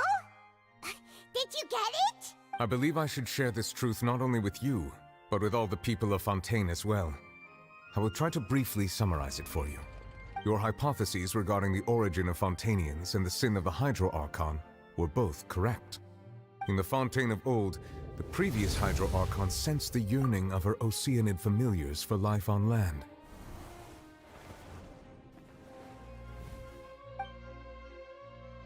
The Oceanids were enamored with the beauty and romanticism of human beings, and wishing to have those experiences for themselves, expressed to the Hydro Archon their desire to become of a similar kind.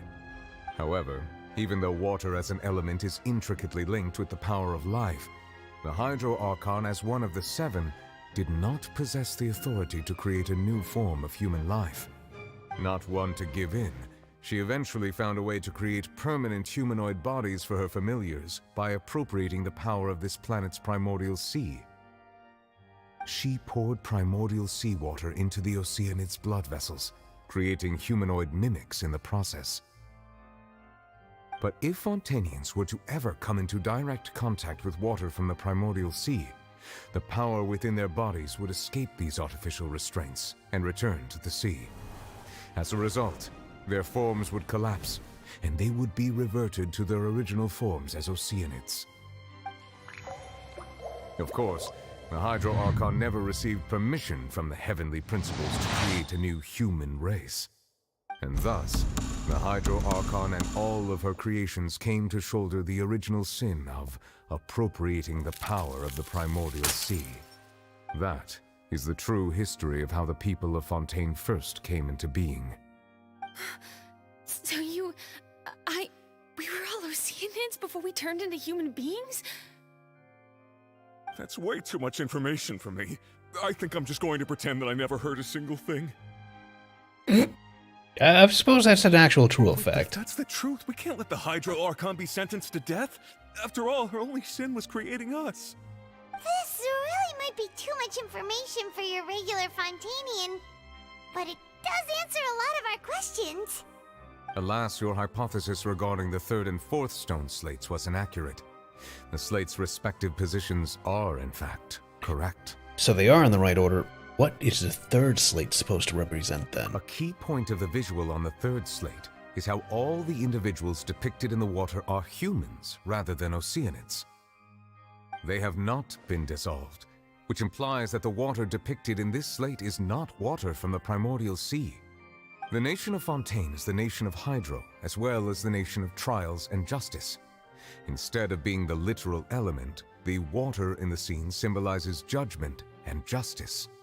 You may also recall Navia's experience. When she fell into the sea, her consciousness was surrounded by that of many others who intended to hold a trial to determine her fate. Therefore, the meaning of the third slate is that the people of Fontaine shall try the Hydro Archon at the court of justice. Okay, that's a little exception-y. I was gonna go with, that, Celestia flooded the fucking continent in order to kill everyone except them. Huh, that can't be. But apparently we're really inceptioning this it shit. refers to our present situation. I Damn. think I'm following now. So, what you're saying is, even though we decided to put on this trial to avoid fulfilling the prophecy, in truth, everything we've done has happened exactly as the prophecy foretold. So now, it seems, we're the ones making sure it comes true. Yeah, it usually happens when people are not honest about what they're doing. I don't know, it feels like there's no way out of this. Huh. No matter what, the prophecy will be fulfilled. Is this what it feels like to be a prisoner of fate? If that's the case, does that mean the scene in the fourth slate will also be fulfilled soon? Traveler, I would like to point out another small fallacy in your deductions. Alright. About the fourth slate. You probably thought that the eruption of primordial seawater beneath the fortress of Meripede served as the surest sign that the prophecy was about to come to pass, yes? True. However, I believe that rather than being a sure sign, that eruption could in fact only be a small warning of something far worse to come. Oh, As great. for the root cause of the catastrophe, I believe you've already encountered it once before. I have? Wait, could it be...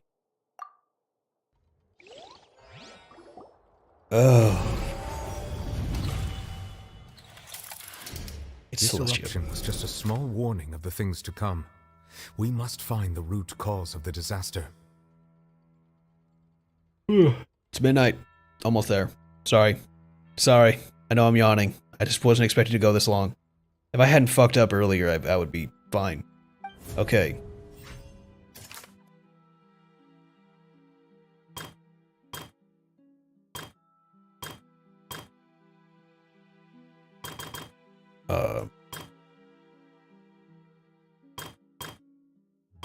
Oh. Okay, verify truth. Alright. Oh, come on. When are we going to use the boy? It The was whale. both dream and reality.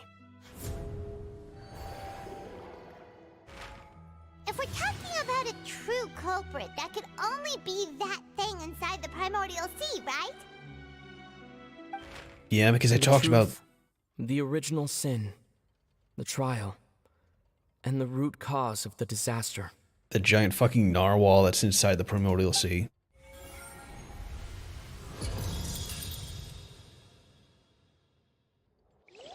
Gonna have to deal with him one way or another. Yeah, the Ashikai was really fucking cooking hard. Ooh.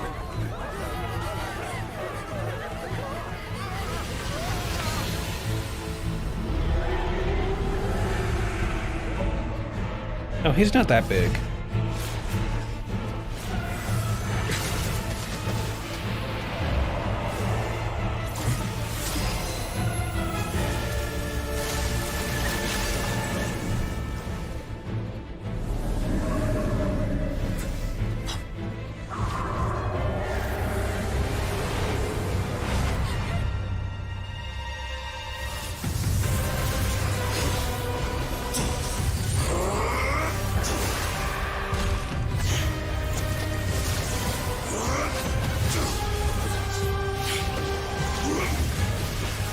It's my boy Pinocchio!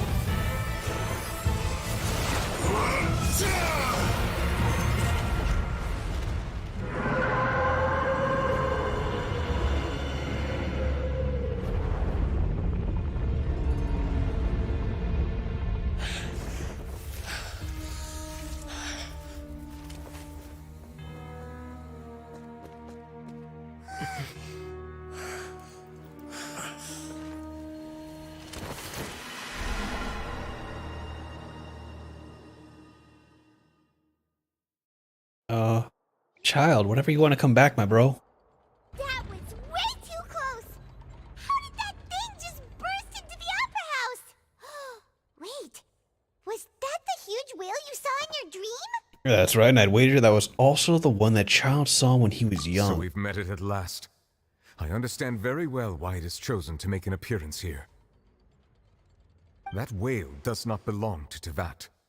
It is a monster that has traversed the stars, weeping all the while. Oh, like you. It has been greedily consuming the energy from the planet's primordial sea, using it to grow. That is the main cause for the rising sea levels. And once it has finished consuming all of the energy contained within the sea, its next step will be... You said that when the Hydro Archon first created Fontanians out of Oceanids, she filled their blood vessels with primordial seawater. Precisely. That whale finds the blood of Fontanians nigh impossible to resist. Therefore, when it left the primordial sea, it decided to make its next stop a packed opera house full of food. Food in the form of Fontanians. We just barely managed to push it back, right? In that case, won't it come back to target the people again once it's managed to recover its strength? That is correct. Indeed, it is more accurate to say that we should thank that Harbinger for buying us some time. Without him, the whale would have likely come onto land far sooner. As far as we know, Farina's still in the upper right over here, just chillaxing in her chair crying. From the way he looked, he must have been fighting the creature for quite a long time. Farina is depressed. Farina is broken. She's just chilling. Maniac. We've always known that he had a special connection with that whale, but we definitely didn't expect it to help us out like this. Anyway, now that we know that this whale is the actual cause of the disaster I recorded want to in give the her prophecy, cake. She deserves all we cake. need to do to stop the prophecy would be to find a way to beat it up, right? She's been dealing with this shit for so long. It is too late. Oh, what do you mean? It had already absorbed too much of the primordial sea's energy before we could notice it. At this point, it has become practically integrated with the sea itself. We can get it. Even if the entirety of Tevat were to be destroyed, it could still survive and swim off towards some other world. That's their problem. That's not something I will accept. We've already done everything we can, and we even found the true culprit. We've come so far. You can't just tell me My that the boy last has turtle such is cool some boots. impossible foe. That's just not fair. Indeed, that's not how a grand performance should end. I'll fight it to the end. No matter what. So the prophecy will be fulfilled no matter what, huh?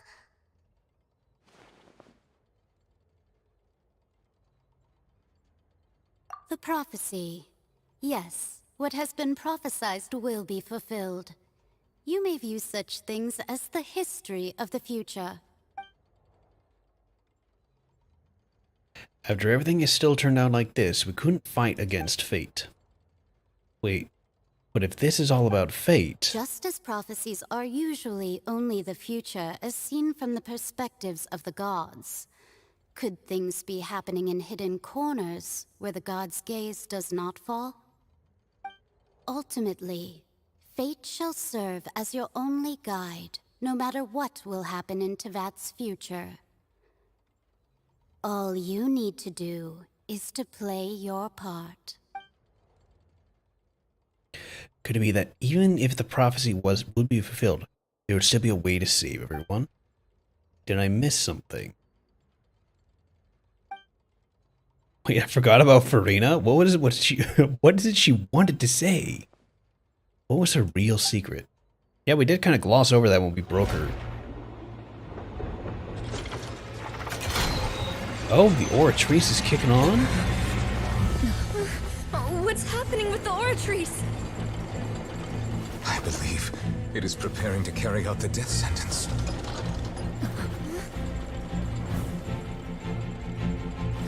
Farina!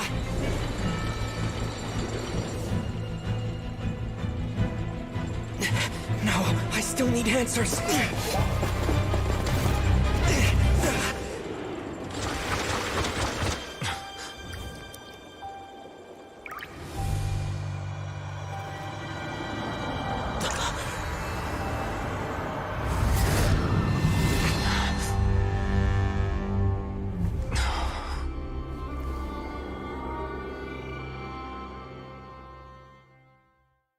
A sword of Damocles? Interesting, we went to that level of fuckery. Where are we at?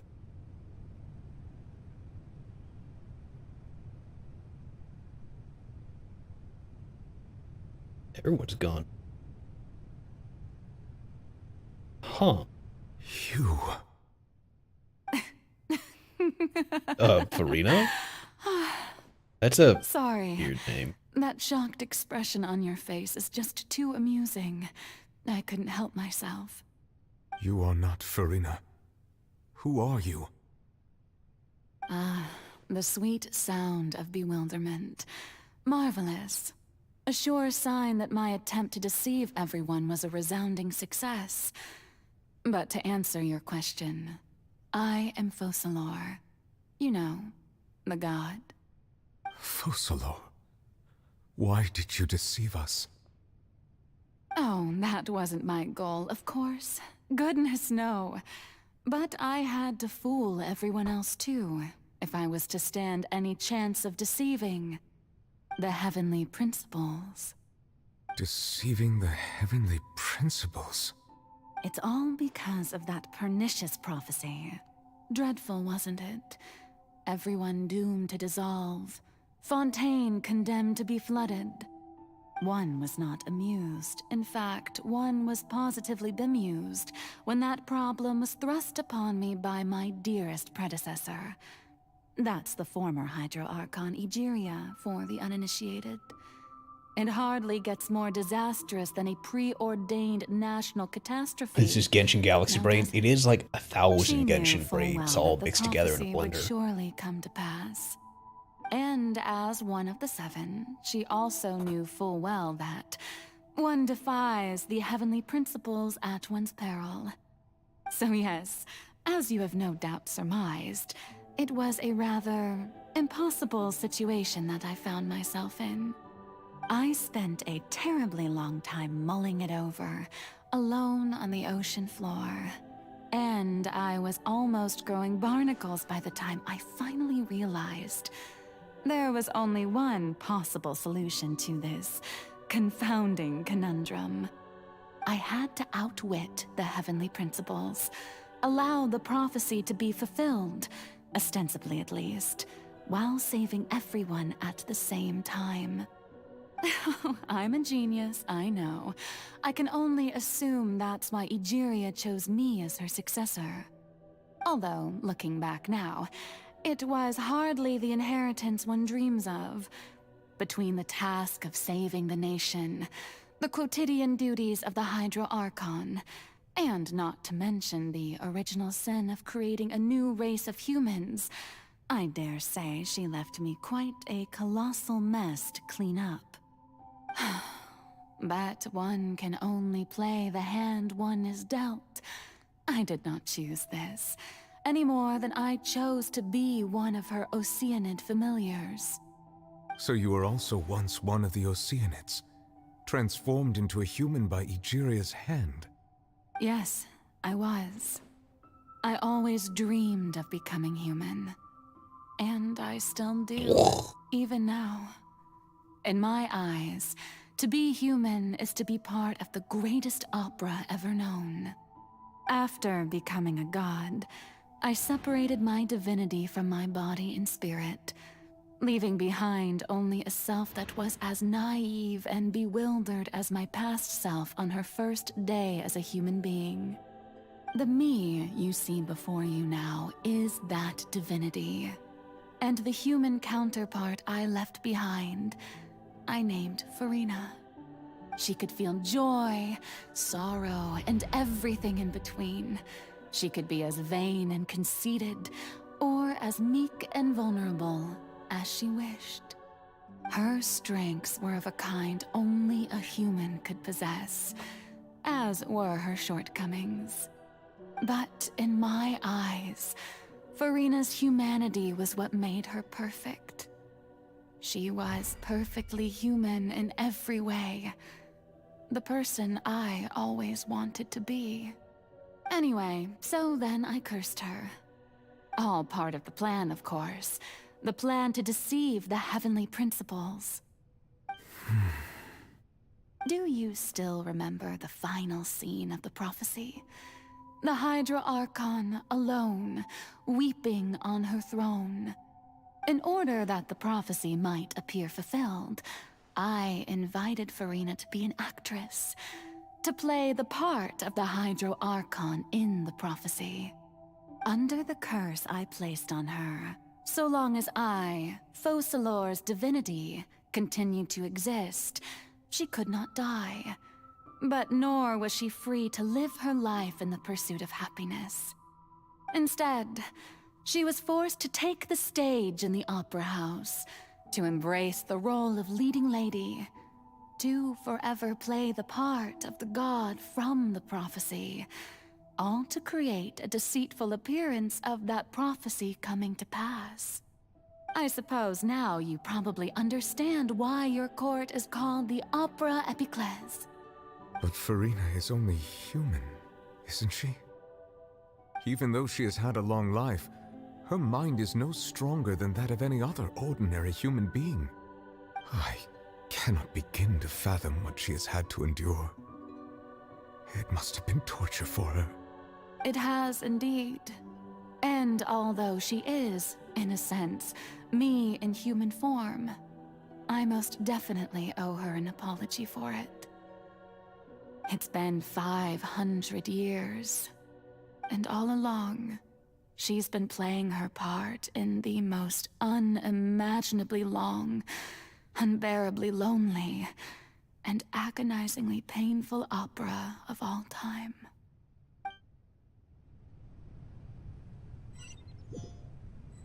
You didn't expect her to last that long, did you?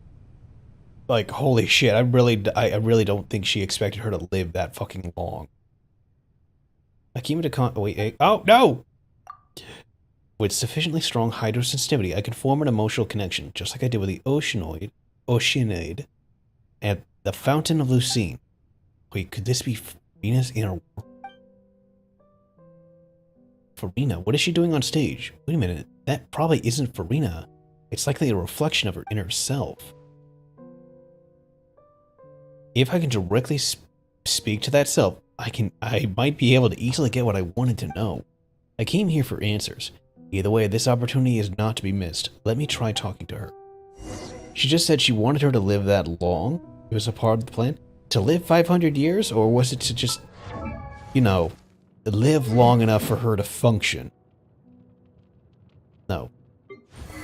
No. Who the hell? There you go. Let me see here. What was that weapon she had? It had a clockwork blade. I have just used a fuck ton of my blades inside of... construction. No, none of these look like it. Yes, to live, to trick the god. It was part of the plan to fulfill the prophet. Iron Sting, 4-star. Oh, okay. So that was part of the to fool the gods thing. Okay. Brain processing at midnight is not something I do.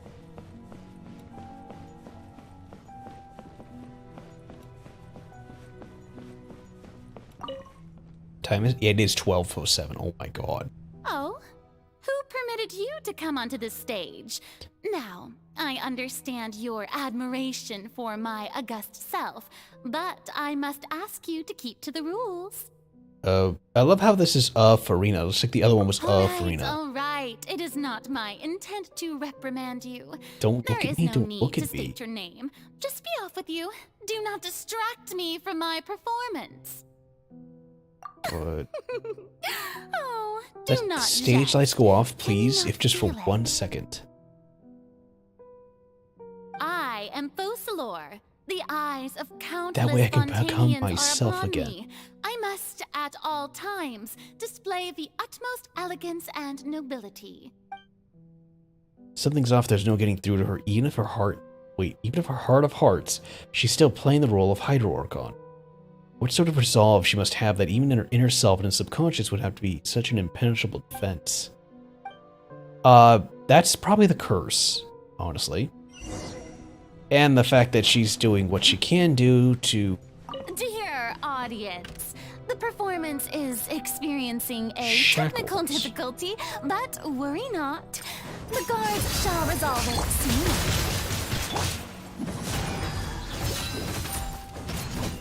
Did take me out of my healing circle. Crush. Thank you.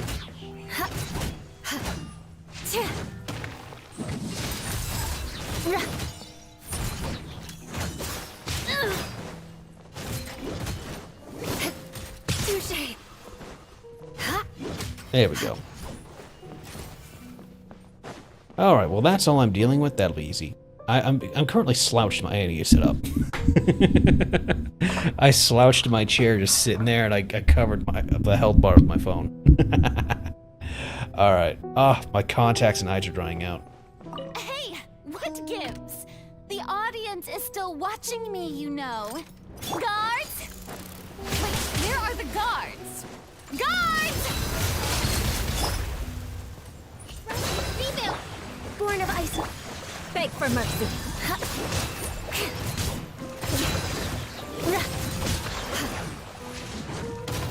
Eye for an eye.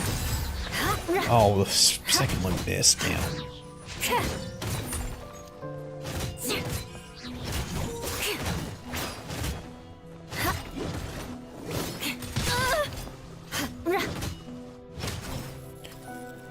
Jade, thanks for throwing me low-tier enemies. I was expecting, you know, bosses.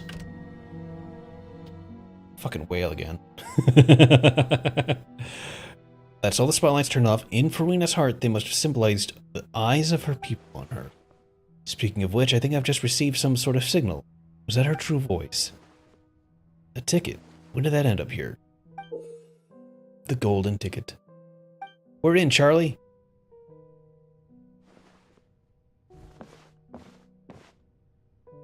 Either way, it looks like the show is about to begin. In that case, show me how you truly feel, Farina. Why are you sitting front row? It's the worst place to sit in a theater. Scene 1. Before a mirror. Farina. Oh my god. Oh, I can't jump. I can't attack. Oh, I can deviate. Cha-cha-cha-cha-cha-cha-cha. That weird skanky leg walk. The mirror. The mirror in front of you does it too.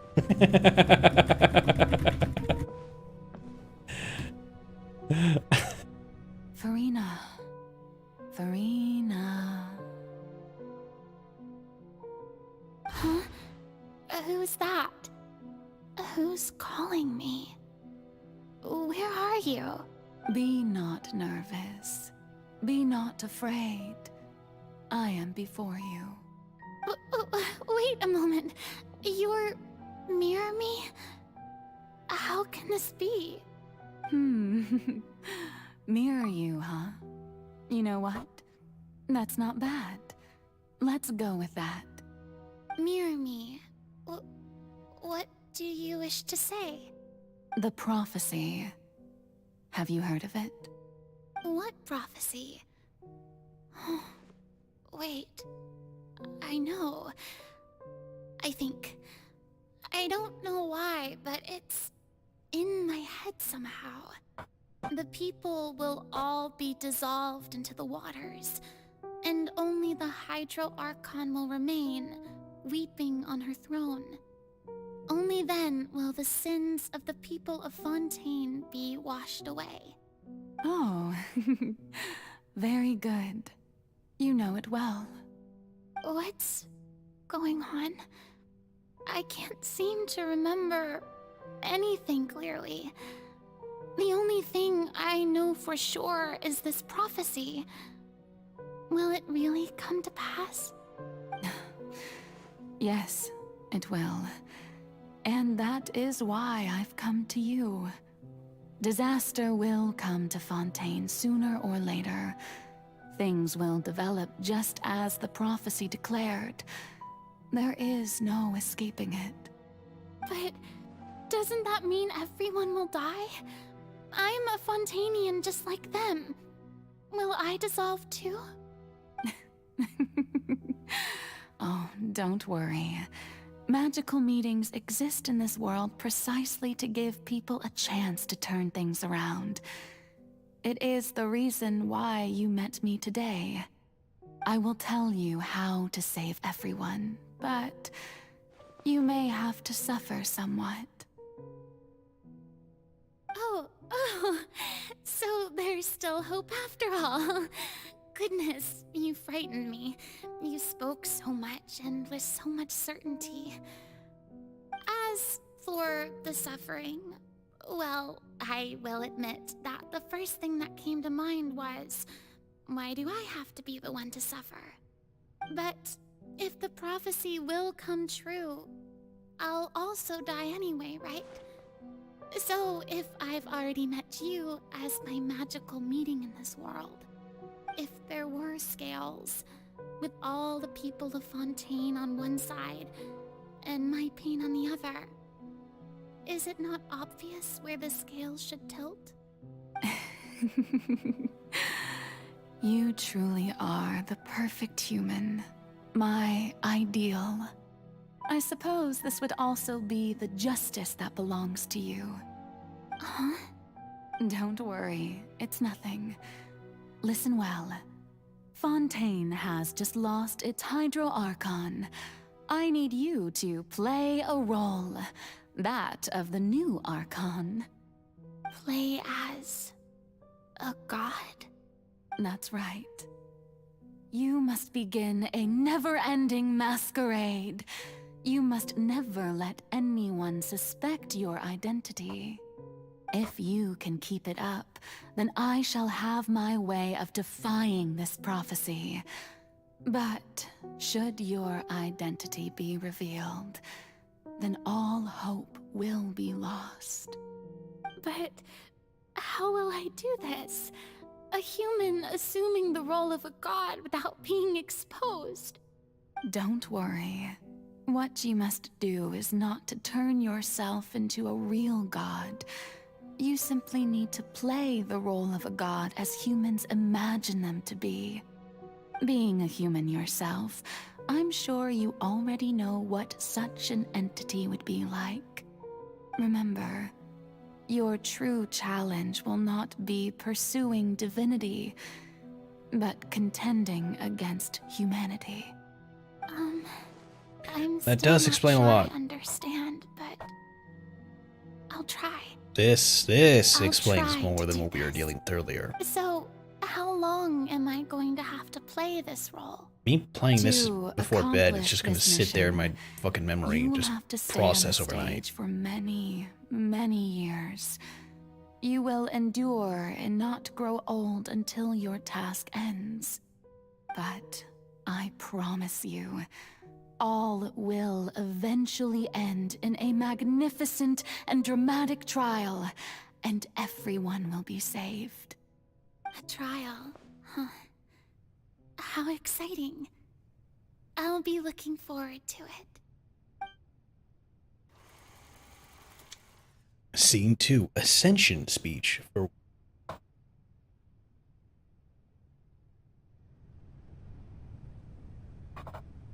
Oh.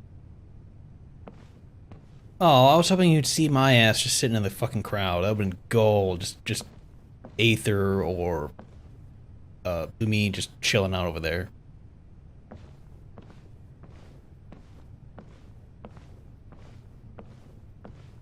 Oh, I have to step up from behind. The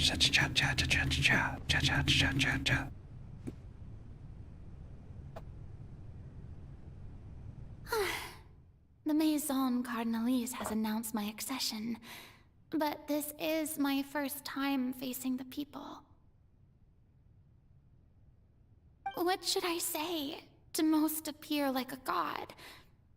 To be honest, I still don't know. Perhaps I should first try to act natural. Ladies and gentlemen, good evening, and welcome to the Opera Epiclese. I'm sure you've all heard about how I have taken on the role of Hydro Archon. Indeed, I am Verena de Fontaine, your new Archon. In truth, I know little about becoming a nation's new god, but it will be my honor to guide you all.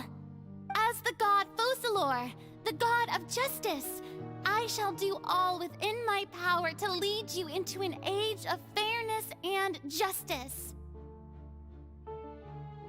Once again, thank you all for coming. If you should have any questions or suggestions, please send them to the Maison Cardinalise. The future of Fontaine will require us to work together, after all. This should do it. All right. I thought I might stammer, but thankfully, I was able to convey my thoughts just fine. Okay, and next. That's the new Hydro Archon. Is this some kind of joke by the Maison? I would have thought that a being that surpasses humanity would be a bit more assertive. Hey, did you hear that? She even told us to send her suggestions there at the end. Shouldn't gods be all-powerful? She's being so modest. What's the difference between her and an ordinary person, then? If you ask me, perhaps the succession didn't actually happen. She might just be a Maison-back puppet. Wait, what's going on? Why is everyone suspecting me of being a fake? Oh, this is bad. If I get exposed here, there'll be no saving the people from the prophecy. Right. Mirmi said that I just need to play the role of a god as humans imagine them to be. Calm down, Verena. Think. What do the people want? How would they imagine a god to speak and act? Assertive, with a strong sense of presence. One who can dispel all doubt. That is the character I'm fated to play.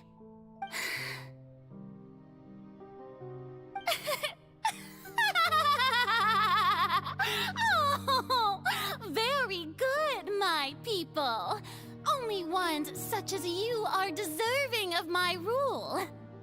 Now, I was wondering, if some weak puppet were to one day come onto the stage and claim ownership of this opera house, would the children of Fontaine follow them?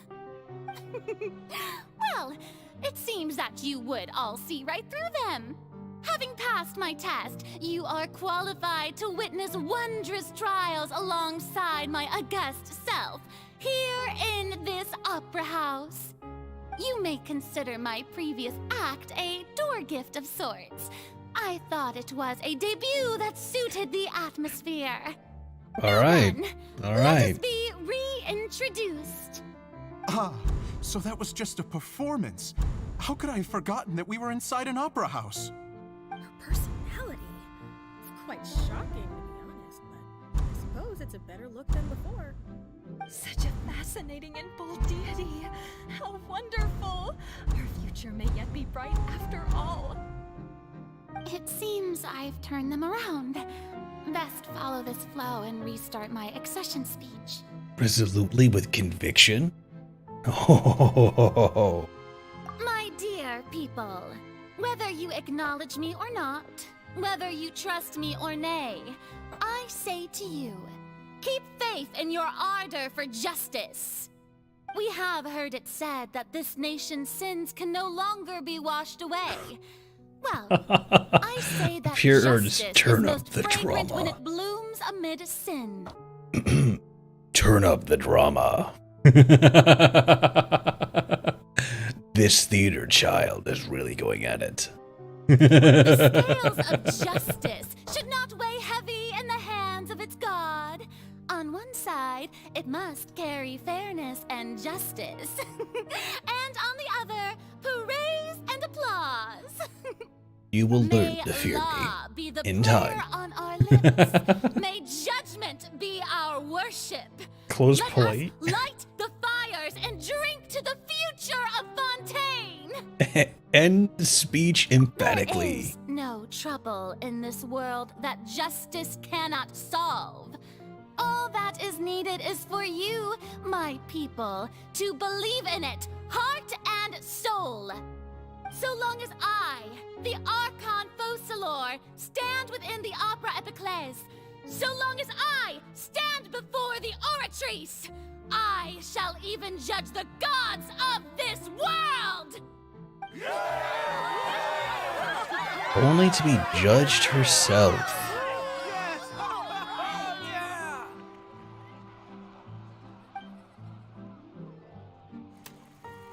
End.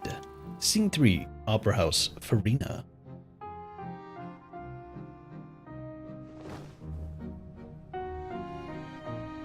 Oh, wait, I can run? What the fuck? What? What is this? Oh.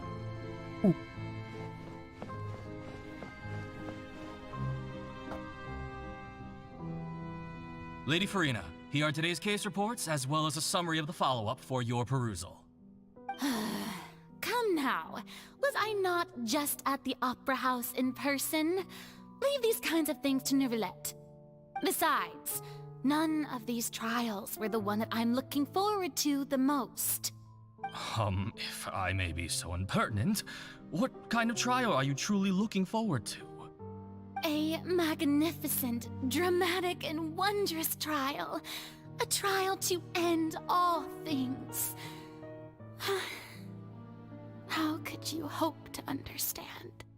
That's true, I fear I lack the ability to grasp your divine thought, Lady Archon. No need for fright, and do not take what I said before too seriously. Go now, do your duties. The trial I await.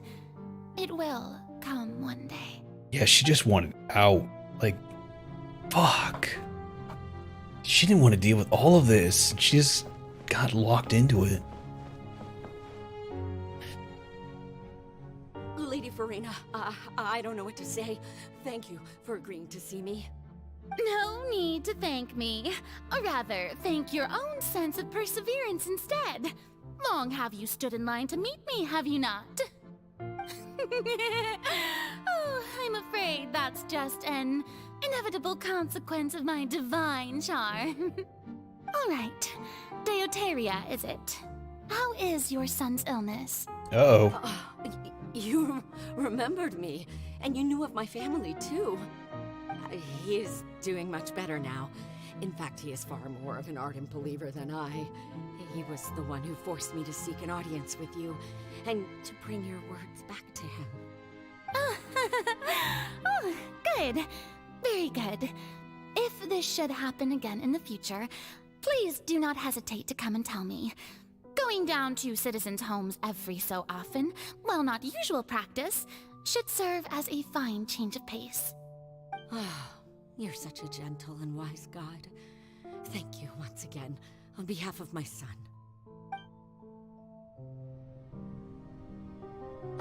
Okay. Oops. Oh, I think we're gonna spin this around to get really dark all of a sudden.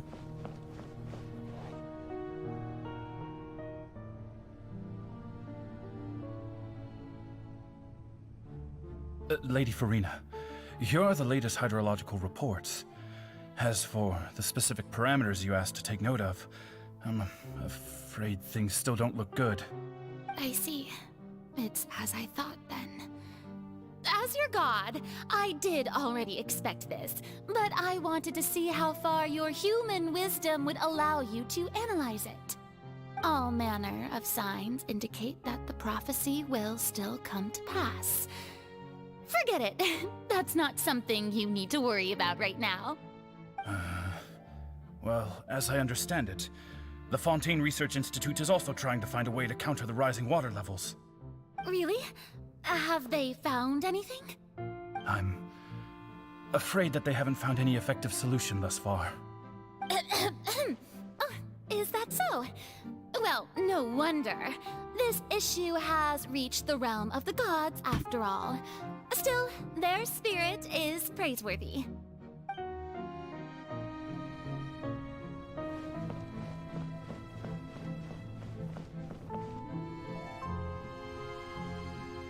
The day's finally over.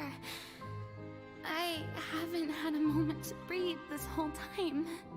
But it's good to see that everything's getting on track. There are no longer any voices of suspicion. Maybe this is fine. I just need to keep going, and everyone will be saved. Alright, Farina, don't think too hard about this. You need rest. Tomorrow's a new day.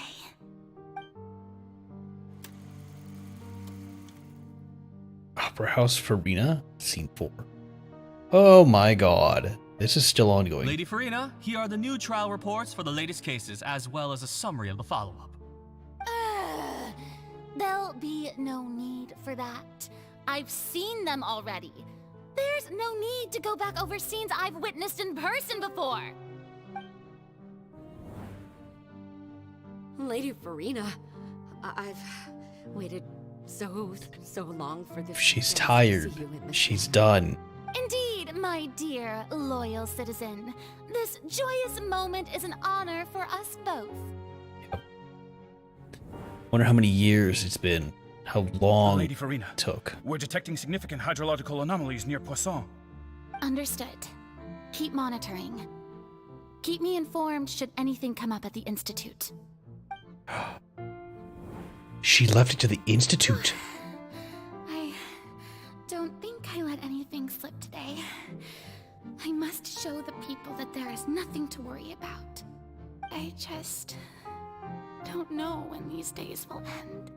I feel utterly exhausted. Best to rest early today, too.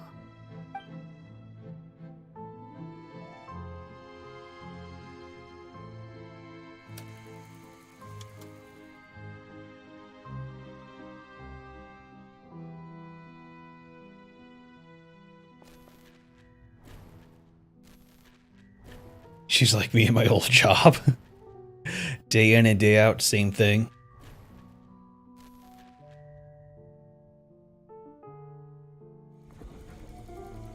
Oh. 182,000. Lady Wow. Farina, it's like a dream being able to speak with you up close like this. I've heard that the first member of our family who was honored to receive an audience with you was Madame Deoteria, almost 20 generations ago. Oh. And what a fine family yours is indeed. It brings me great joy to meet such a faithful believer, a descendant of a line most ardent. Surely you exaggerate, Lady Farina. My lady? What is it, good citizen? Are you crying? Uh-huh. Oh, really now? I didn't even notice. This must be the overflow of hydro from my person. Well, can't quite help being the god whose dominion is the waters, can I? No wonder. No wonder. A manifestation of your power, then. Oh, Archon, I am honored to have witnessed it. Honored indeed.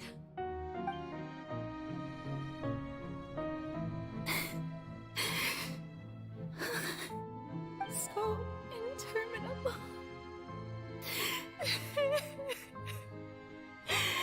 So lonely. Just how much longer?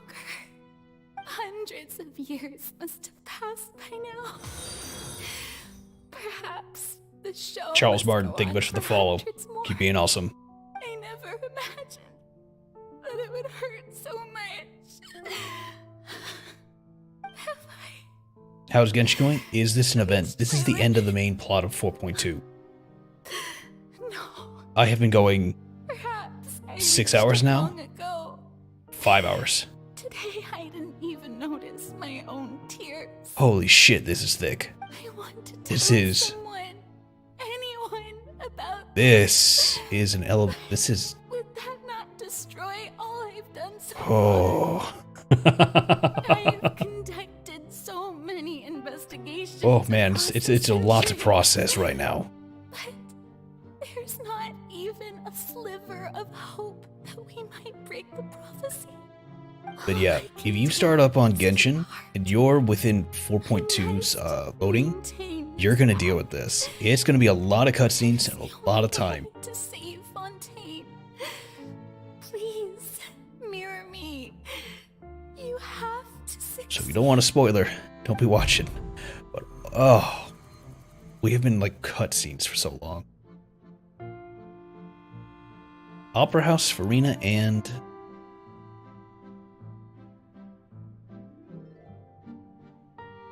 Poisson? Farina, you don't have to shoulder this burden alone. Although I don't know what you might be keeping from everyone. Your people are more than willing to share your burden with you.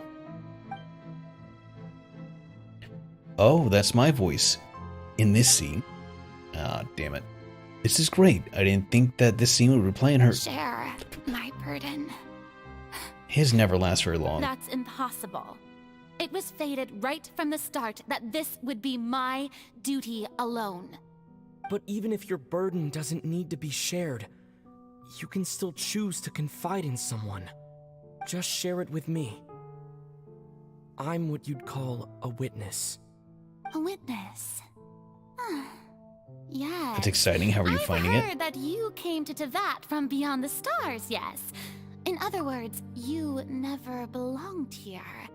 It's not bad. It's really good. It is a definite mind explosion of just information, facts, and following along with it. It answers a lot of questions, leads to a lot more. It is just mind-bendingly long. Like a lot of cutscenes, a lot of information being thrown at you at once, a lot to process.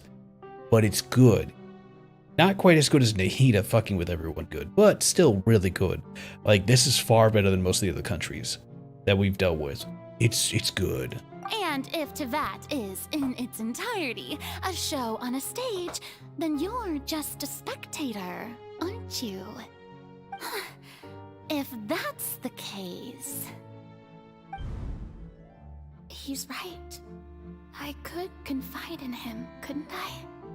But if things don't play out as expected, the people of Fontaine will be the ones to pay the price.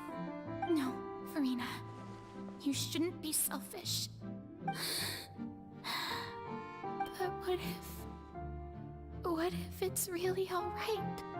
Farina, you've worked so hard for so long. Surely it would be okay to put yourself first for once.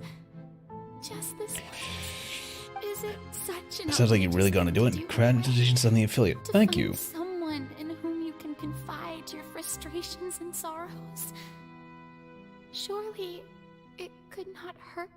not even If new you Alette. let this opportunity slip through your fingers, man. it might never come by again. That is just eating Think away at about her. it long and hard.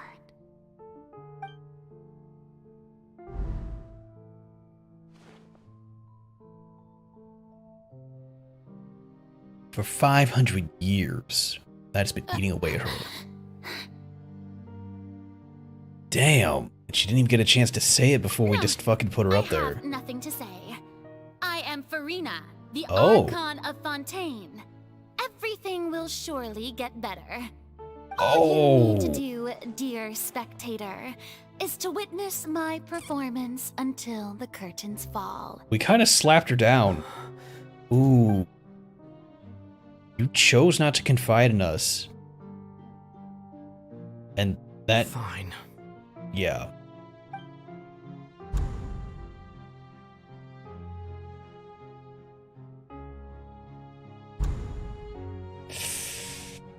Well, you did that to yourself. So even Farina doesn't know the truth? You've never once let her in on the full plan? Yes, it had to be done. To deceive the heavenly principles, you must first deceive yourself. Yeah, those guys could do She suck. did very well. If she had let her resolve falter even once in these 5 centuries, Fontaine would have been doomed to the most tragic fate. It seems that trusting humanity was the right decision after all. I believe that I understand how your deception works, but that is only half the truth, is it not? Ah, what other games do you stream? How would you build on this foundation I'm a to variety save the streamer. people of Fontaine? That is the most important thing. I do everything from horror to fun. Right now I'm still doing Outer Of course, Wilds. the Udex of Fontaine has pinpointed the crux of the issue. True. I'm sure you've long sensed that the Oratrice is no simple machine, yes? I'm essentially I'm a variety streamer. I play a bit of everything that goes on, from horror to FPS to point and click to all that good jazz. I do have a staple for Dead Space too, and a lot of others. But yeah, I tend to generally play weird games that not very many people play, and a lot of other fun ones that a lot of people get involved in. So if you like variety, I'm usually up for that. Sometimes it's up to par with what everyone else plays, other times not so much. Usually I like to do my own thing. She was right, she tricked me in front of an audience of people that are from Tevat. If she'd said something and doomed everything, so she did not tell the traveler.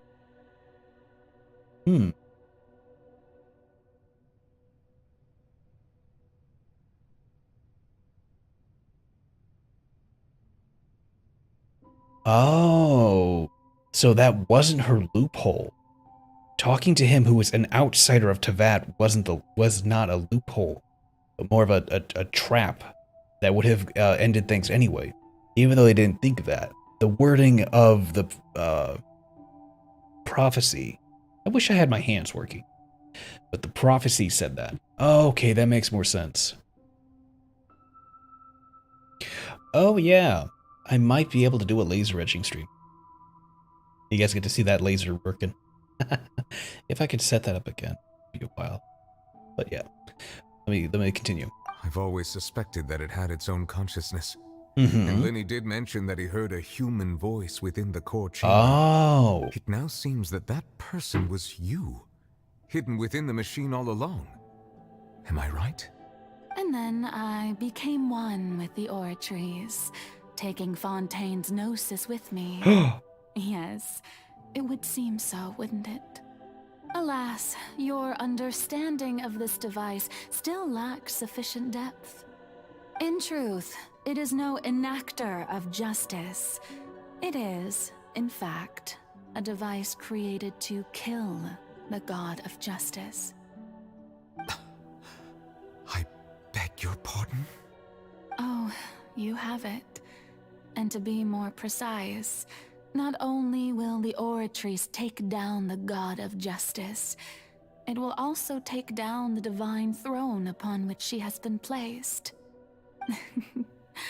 I mean, did you think I would be the sort to enjoy peaceful repose while Farina suffered?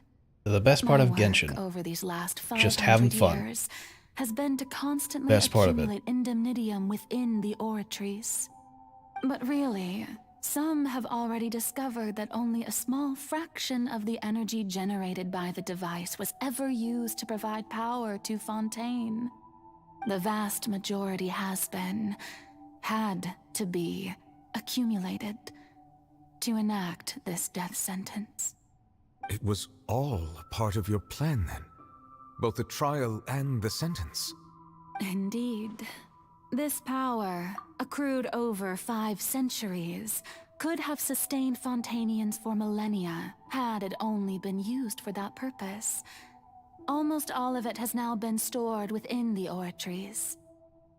Ashikai is on some serious shit. I don't know how she predicted all this to be going on, but that is reaching. Oh my god. Like, she has figured it out. She has cracked the code. She knows too much. Oh, thank you much. Though I like my model. It's based on myself in Dead Space and all the really cool stuff I like.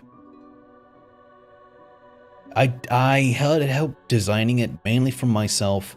Another part was the designer Rice Chan who helped design the main portion of it. But yeah, it was a big old thought process. I didn't help. I helped create the main idea for it. Damn, I'm kind of in awe of this. She really laid it out flat that she was wrong on the payback to pay back the original sin, but she was right in that she was saving the power to use on herself. That only power of this magnitude could hope to destroy the Hydro Archon's divine throne, shaking the rules established by Celestia and breaking through the institution that is the Seven. So the Oratrice's call for death was for neither Farina nor Focalor, but for the Hydro Archon. The destruction of that divine throne. If I do not misunderstand your intent, you must be... Returning what's rightfully yours to you, of course. In other words, this was all done to return the authority of the Hydro Archon to the Hydro Dragon of this planet. So, okay. Do you have any plans to upgrade it? I do, actually. I'm not sure of what style I want to go with, but I might do the same one, just fixed better, because this is a really wonky model. I can't change anything on or add to it, because it's so jank. But I've debated on it. I might meet with another person or see if I can drum up some other ideas. I might go for futuristic type librarian kind of thing, designer, because I am first and foremost the lore person of the world. If there is lore to be learned, I sit there and learn it. If you want, I can upgrade your model. Don't worry about it. I'm not going to worry about that till much later. I still got to make a design for it. Now, back to this. So, one of the bigger parts of all of this that's going on, when the Heavenly Principles came to Teyvat, they completely reworked the rules of everything going on and started war with the dragons. After slapping down the dragons, they went ahead and moved on forward with that. And then they had the Archon War. So the Gnosis and everything else were supposed to have been brought from all of that. She's undoing what the Cataclysm started. But... That's fucking unheard of.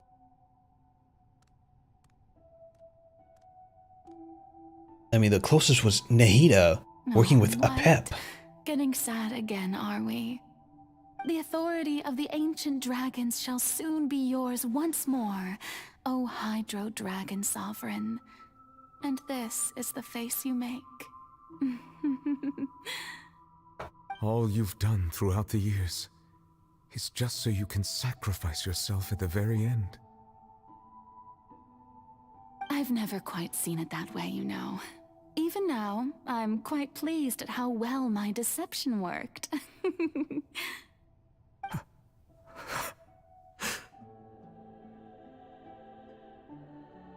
All to build up that much power.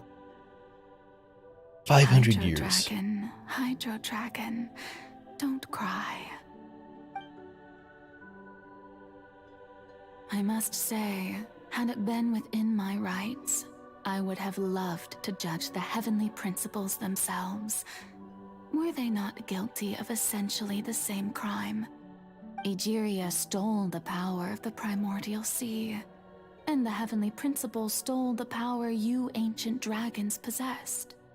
I, for my part, am the god of justice. And is it not just that your original powers should be returned to you? Speaking of justice, I have always believed that justice lies in the process of pursuing human existence itself.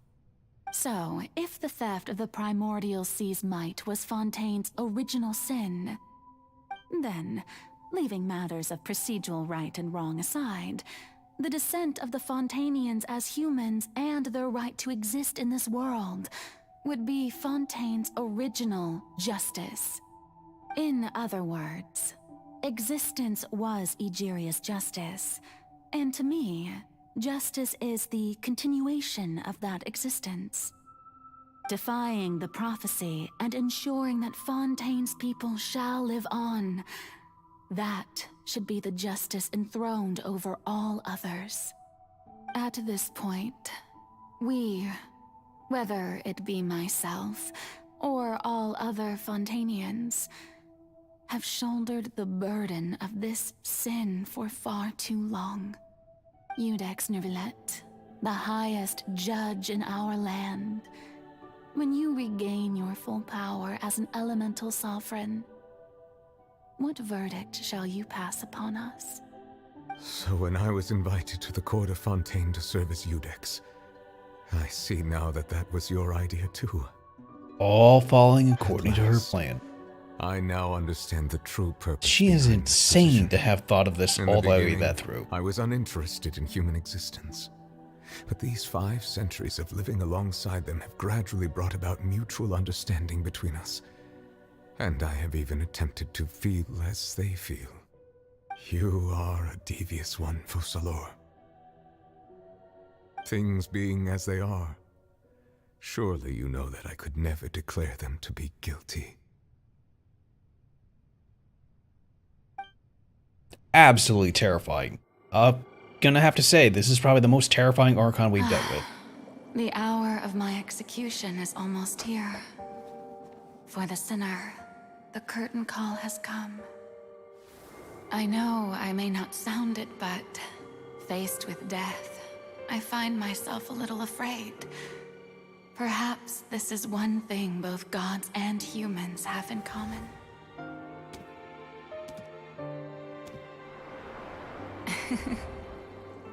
Farewell, Neuvillette.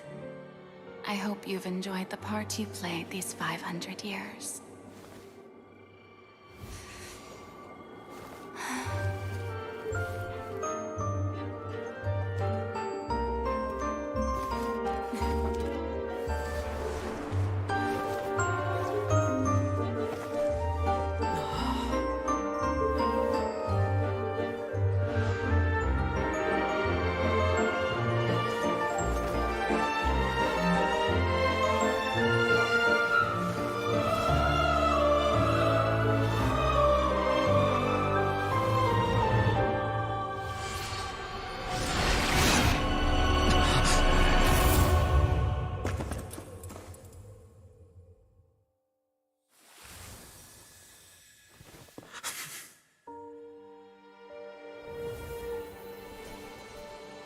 Fucking hell.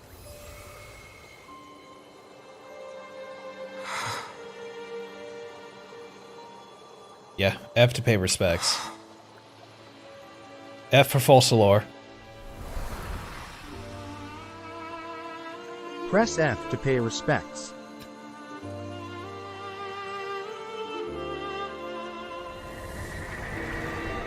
Thank you, Farina, for all you've done.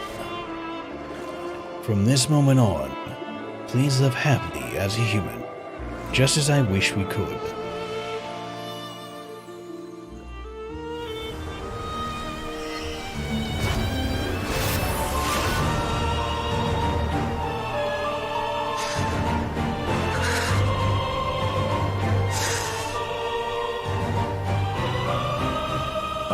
Judex Novelet, hereby declare, people of Fontaine, your sins are forgiven.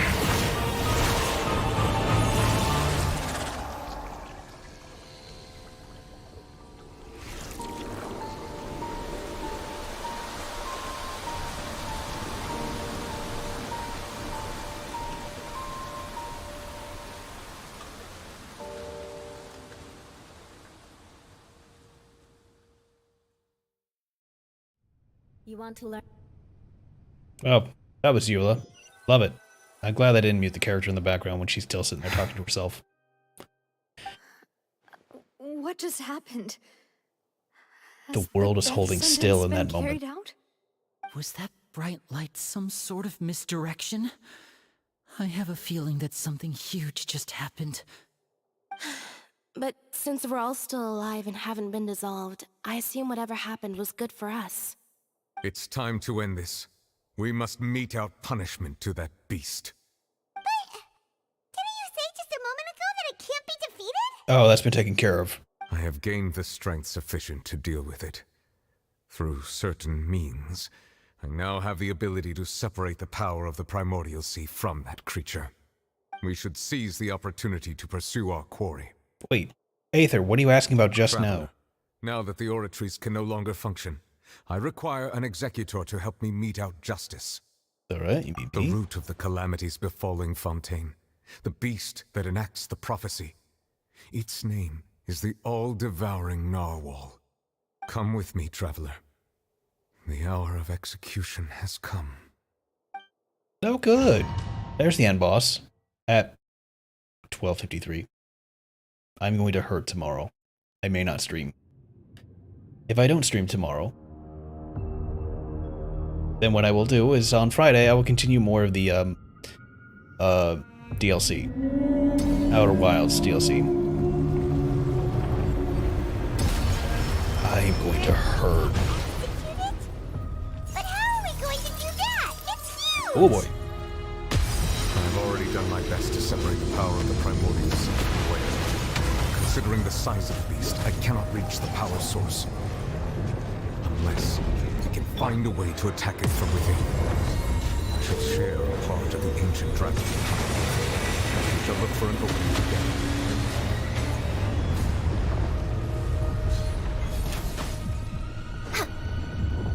Oh, look at the ground. That's so trippy. I can feel its sorrow turning into hostility.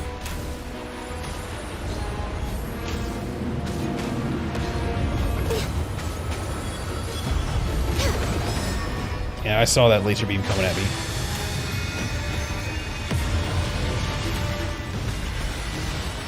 Ooh, gotta keep moving on that one. Wait, what? No! What have you done? Continue to trigger its hostility. Chance will present itself.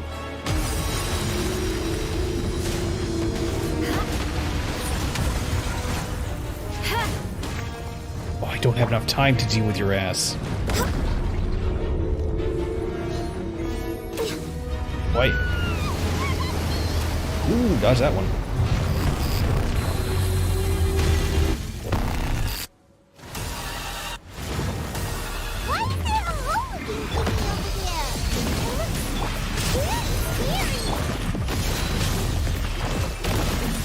Yo, these fucking beats.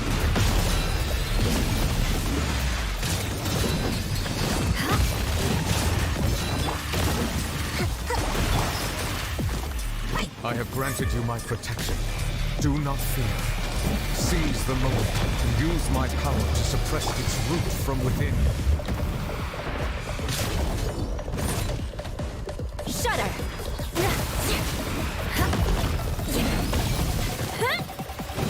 Let us cross swords and beg for mercy. Rack and ruin! Allow me! Buckle up!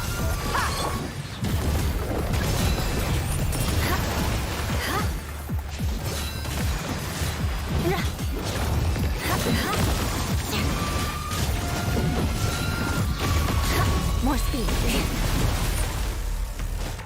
Eye for The an inside of whales sounds like dubstep. Confirmed. It do. Yeah. More speed.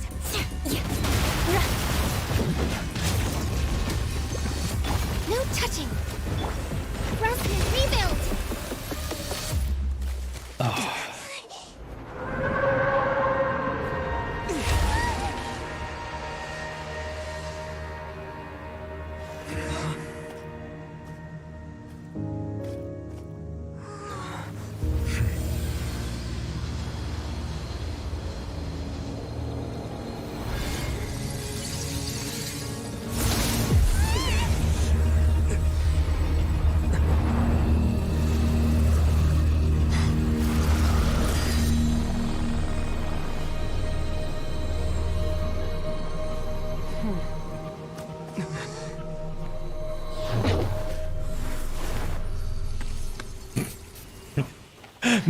He just got fucking yeeted through there. Just treated like fucking Thanks trash. for helping with the cleanup. It should have been my job, but oh well. It was just supposed to be a short private training session for me. I didn't think that my disciple and my master's pet would start brawling in the meantime. Well, actually, I had a feeling that it would happen at some point, but they bumped into one another earlier than I thought. What a blunder. I suppose I'll have to swing my sword 3 million times as penance. Yes, Briona and Skirk and everything else going on. We're mixing worlds, apparently. Disciple. Power. Who are you exactly? Paimon has an idea. From what she said earlier, she must be Child's master. Skirk, right? It's just that he gave us the impression that she was the less talkative person. I simply did not have anything to say to the weak. Everyone fucking shits on Child. I love it. Managed to defeat the all-devouring narwhal without using power from beyond this world. So you may speak to me as equals. Ooh. What sort of person would take the all-devouring narwhal as a I pet? have to agree. It's a strange use of a planet's primordial waters just to raise an all-devouring narwhal. That kind of power is wasted on it. It's not cooperative, eats too much, and I have more important things to do with my time than pet sitting. The only thing that creature has going for it is its looks. All in all, it fails as a pet. Miss Skirk? I think you might have missed the point. The point being? Well, being that this pet almost destroyed an I entire want to be your pet. So what sort of person is your master? Those crystal legs. Master's master. Wait, is that right? Oh, right. So you don't know him. Sorry, I assumed you did. His name is Sertologi. Sertologi. I am unfamiliar with that name. Huh. So Master isn't sufficiently famous. How should I describe him then? Have you heard of the name The Fowl? From the Fatui? The Fowl? Still nothing? Well, how about the Visionary? Vetterfulnir then? Or Gold Rhindaughter? Ooh, that one we've heard. Rhindaughter's part of the Hexen Circle. She's Albedo's mom, right? Oh. Oh, so you do know that name. To be honest, I also heard all of those names and titles from my master. I don't actually know them either. But I suppose you understand now, yes? My master is likely a similar sort to Rhindaughter. They are both pursuing some form of perfection. Aisley, we need to go look up Albedo's quest, because Albedo had a character quest. God damn, that was abandoned early on. Essentially, either he is a golem, or he was made in creation, or he has knowledge. Essentially, he's a bit like Klee, where their teacher is a Hexen Witch, and they have the sheer capabilities of destroying a nation. Because yes. So yeah. Mona, Klee, and Albedo all are currently under, I think there's 6 Hexen Witches And those are their 3 descendants so far. N, that we met earlier, does not have... I don't think she has a student. It could be the Foul Legacy. Wait! Didn't you also mention a visionary person? Paimon didn't quite catch their name. Actually, never mind that. I believe it expedient to inform you that the all-devouring narwhal used up nearly all its strength fighting you. Such roiling hydro energies will prove difficult for the planet's deep seas to digest. As such, the fontaine back on the surface has most likely been thrown into chaos. In other words, the prophecy that you've been fretting over should now be in full swing. What? Oh, there's little to be surprised about, Paimon. It is natural after all, the prophecy will surely come true. We knew this and accepted it. However... Not to worry. Focalor has already managed to deceive the heavenly principles.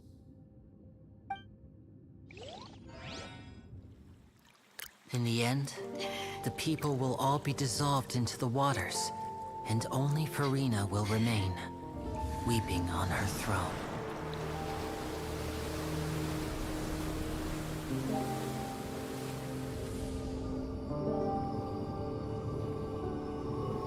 Only then will the sins of the people of Fontaine be washed away.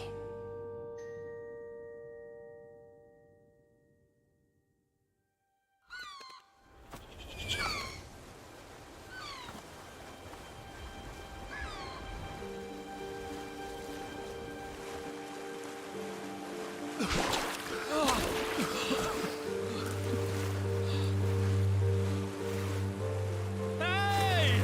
Help! Over here!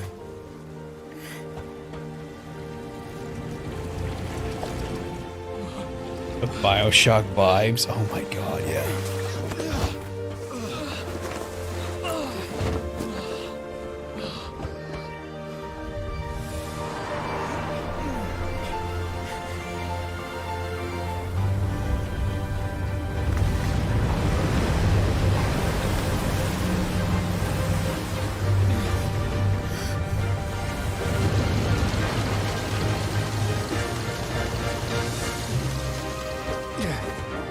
All hands, initiate emergency rescue!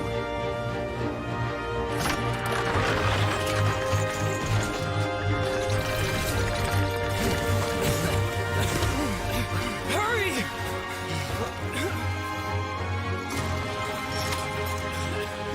Hey, lend a hand!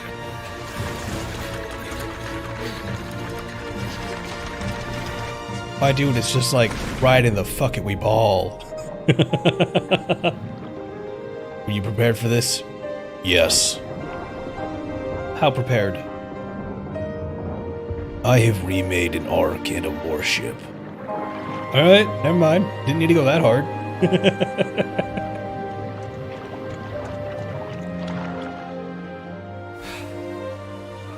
Look! The water's receding!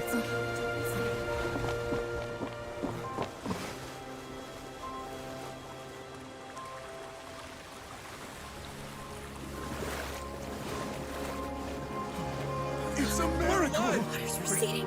We didn't dissolve. The prophecy was wrong. The prophecy was wrong.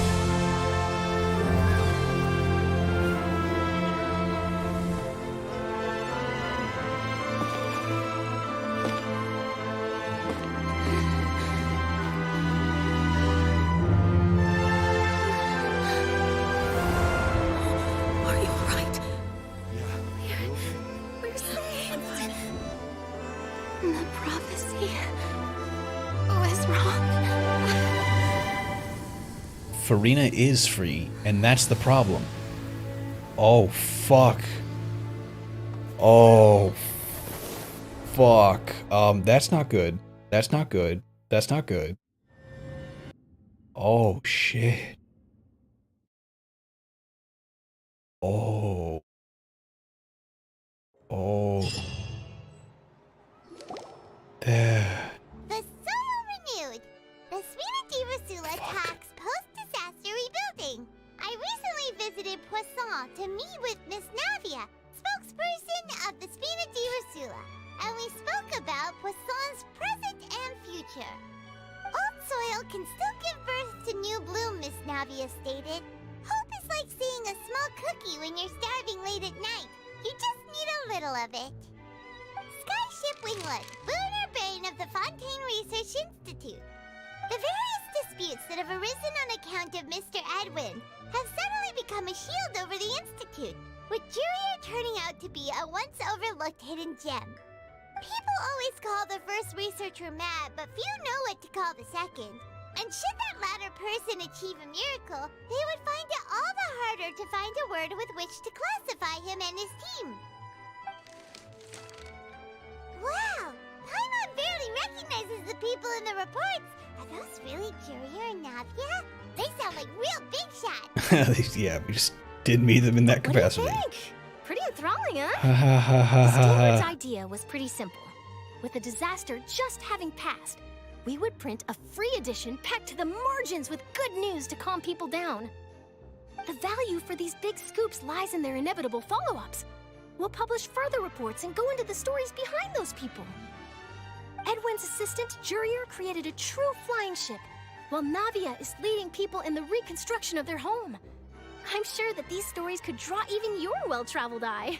The articles do make me curious about how things will play out. Wait a minute. Didn't we watch everything happen from start to finish? What's there to be curious about? And that's exactly why I'd like you to come conduct interviews with me. You're the best incubators of news, if you haven't noticed.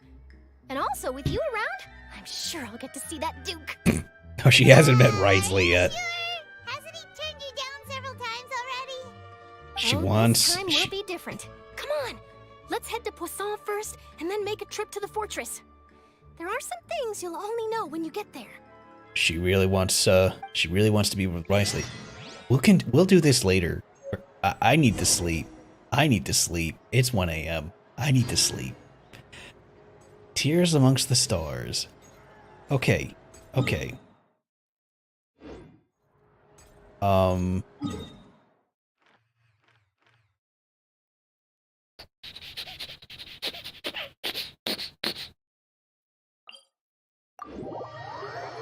So,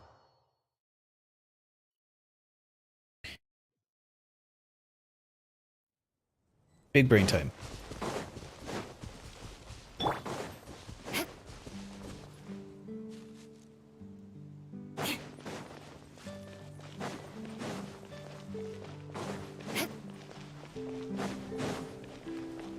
More speed.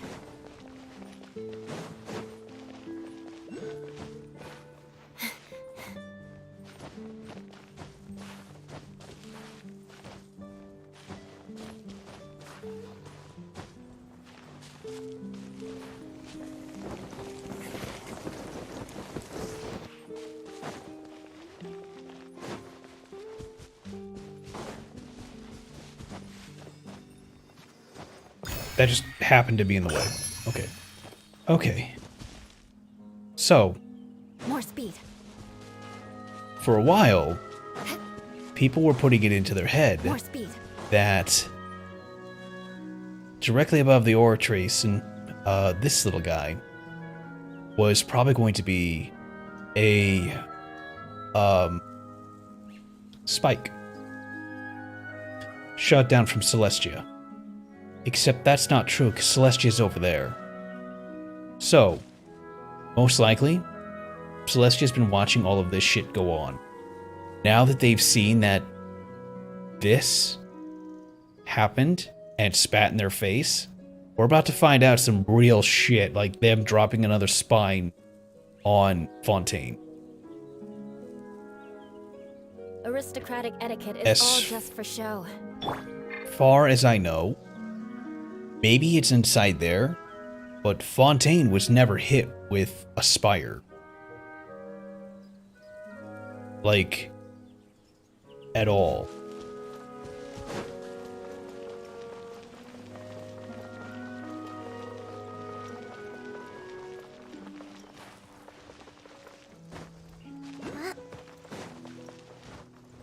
Cool.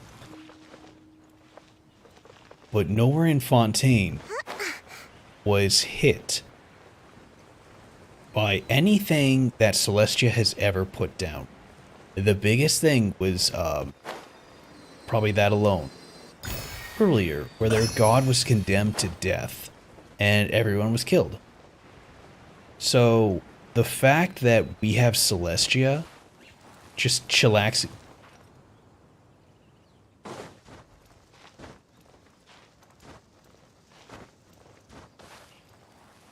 Whatever. Shush, over there. Just chillaxing off of everything that's happening here. Just chilling out there, directly over a chunk fontaine, really makes me think that they're, you know, I make the joke when I do the headlong dive, you know, predator missile inbound. Part of me really thinks that they are getting fucking predator missile inbound from where they are. Numerous works that You're too tall, dear. So yeah. Alright. Night, Razak. Yeah. Managed to pull her yesterday? Well, fuck you. I only pulled Charlotte. She actually showed up while I was playing the song that you're... Oh, that's so cool. Watch tonight's stream to see that affirmed. It honestly is. And there's more to this that goes on. And we'll find that out later. But right now, I'm gonna get some sleep. I'm gonna go ahead. You only saved up 10 fates. Stay mad. I'm saving till next week when I get paid. Like I said, I'm gonna dump money into this. Because I want her. Because apparently everyone is saying, once you actually unlock like C6, or just more of her, she becomes everyone. Healer, DPS, buff, like she is the actual like everyone. And apparently if you happen to have Nilu on your team, you take Nilu's build and you give it to her. And next thing you know is you literally have her just fucking insane. Like people are already showing off her health at like 108,000. Like people have gotten her into the literal 6-digit health. So yeah, she has the capabilities of going fucking places. So yeah. Yeah. Okay. I'm headed to bed. I'll see y'all hopefully tomorrow. Again, if I'm not feeling well tomorrow, I'm not going to stream. I will save it till Friday. But we're going to find out how bad tomorrow treats me. Okay? I'll see you guys then. Take care and have a nice night. Thank you guys for subscribing and following and taking time to enjoy Genshin with me. It means a lot. So thank you much, guys. Okay? Bye.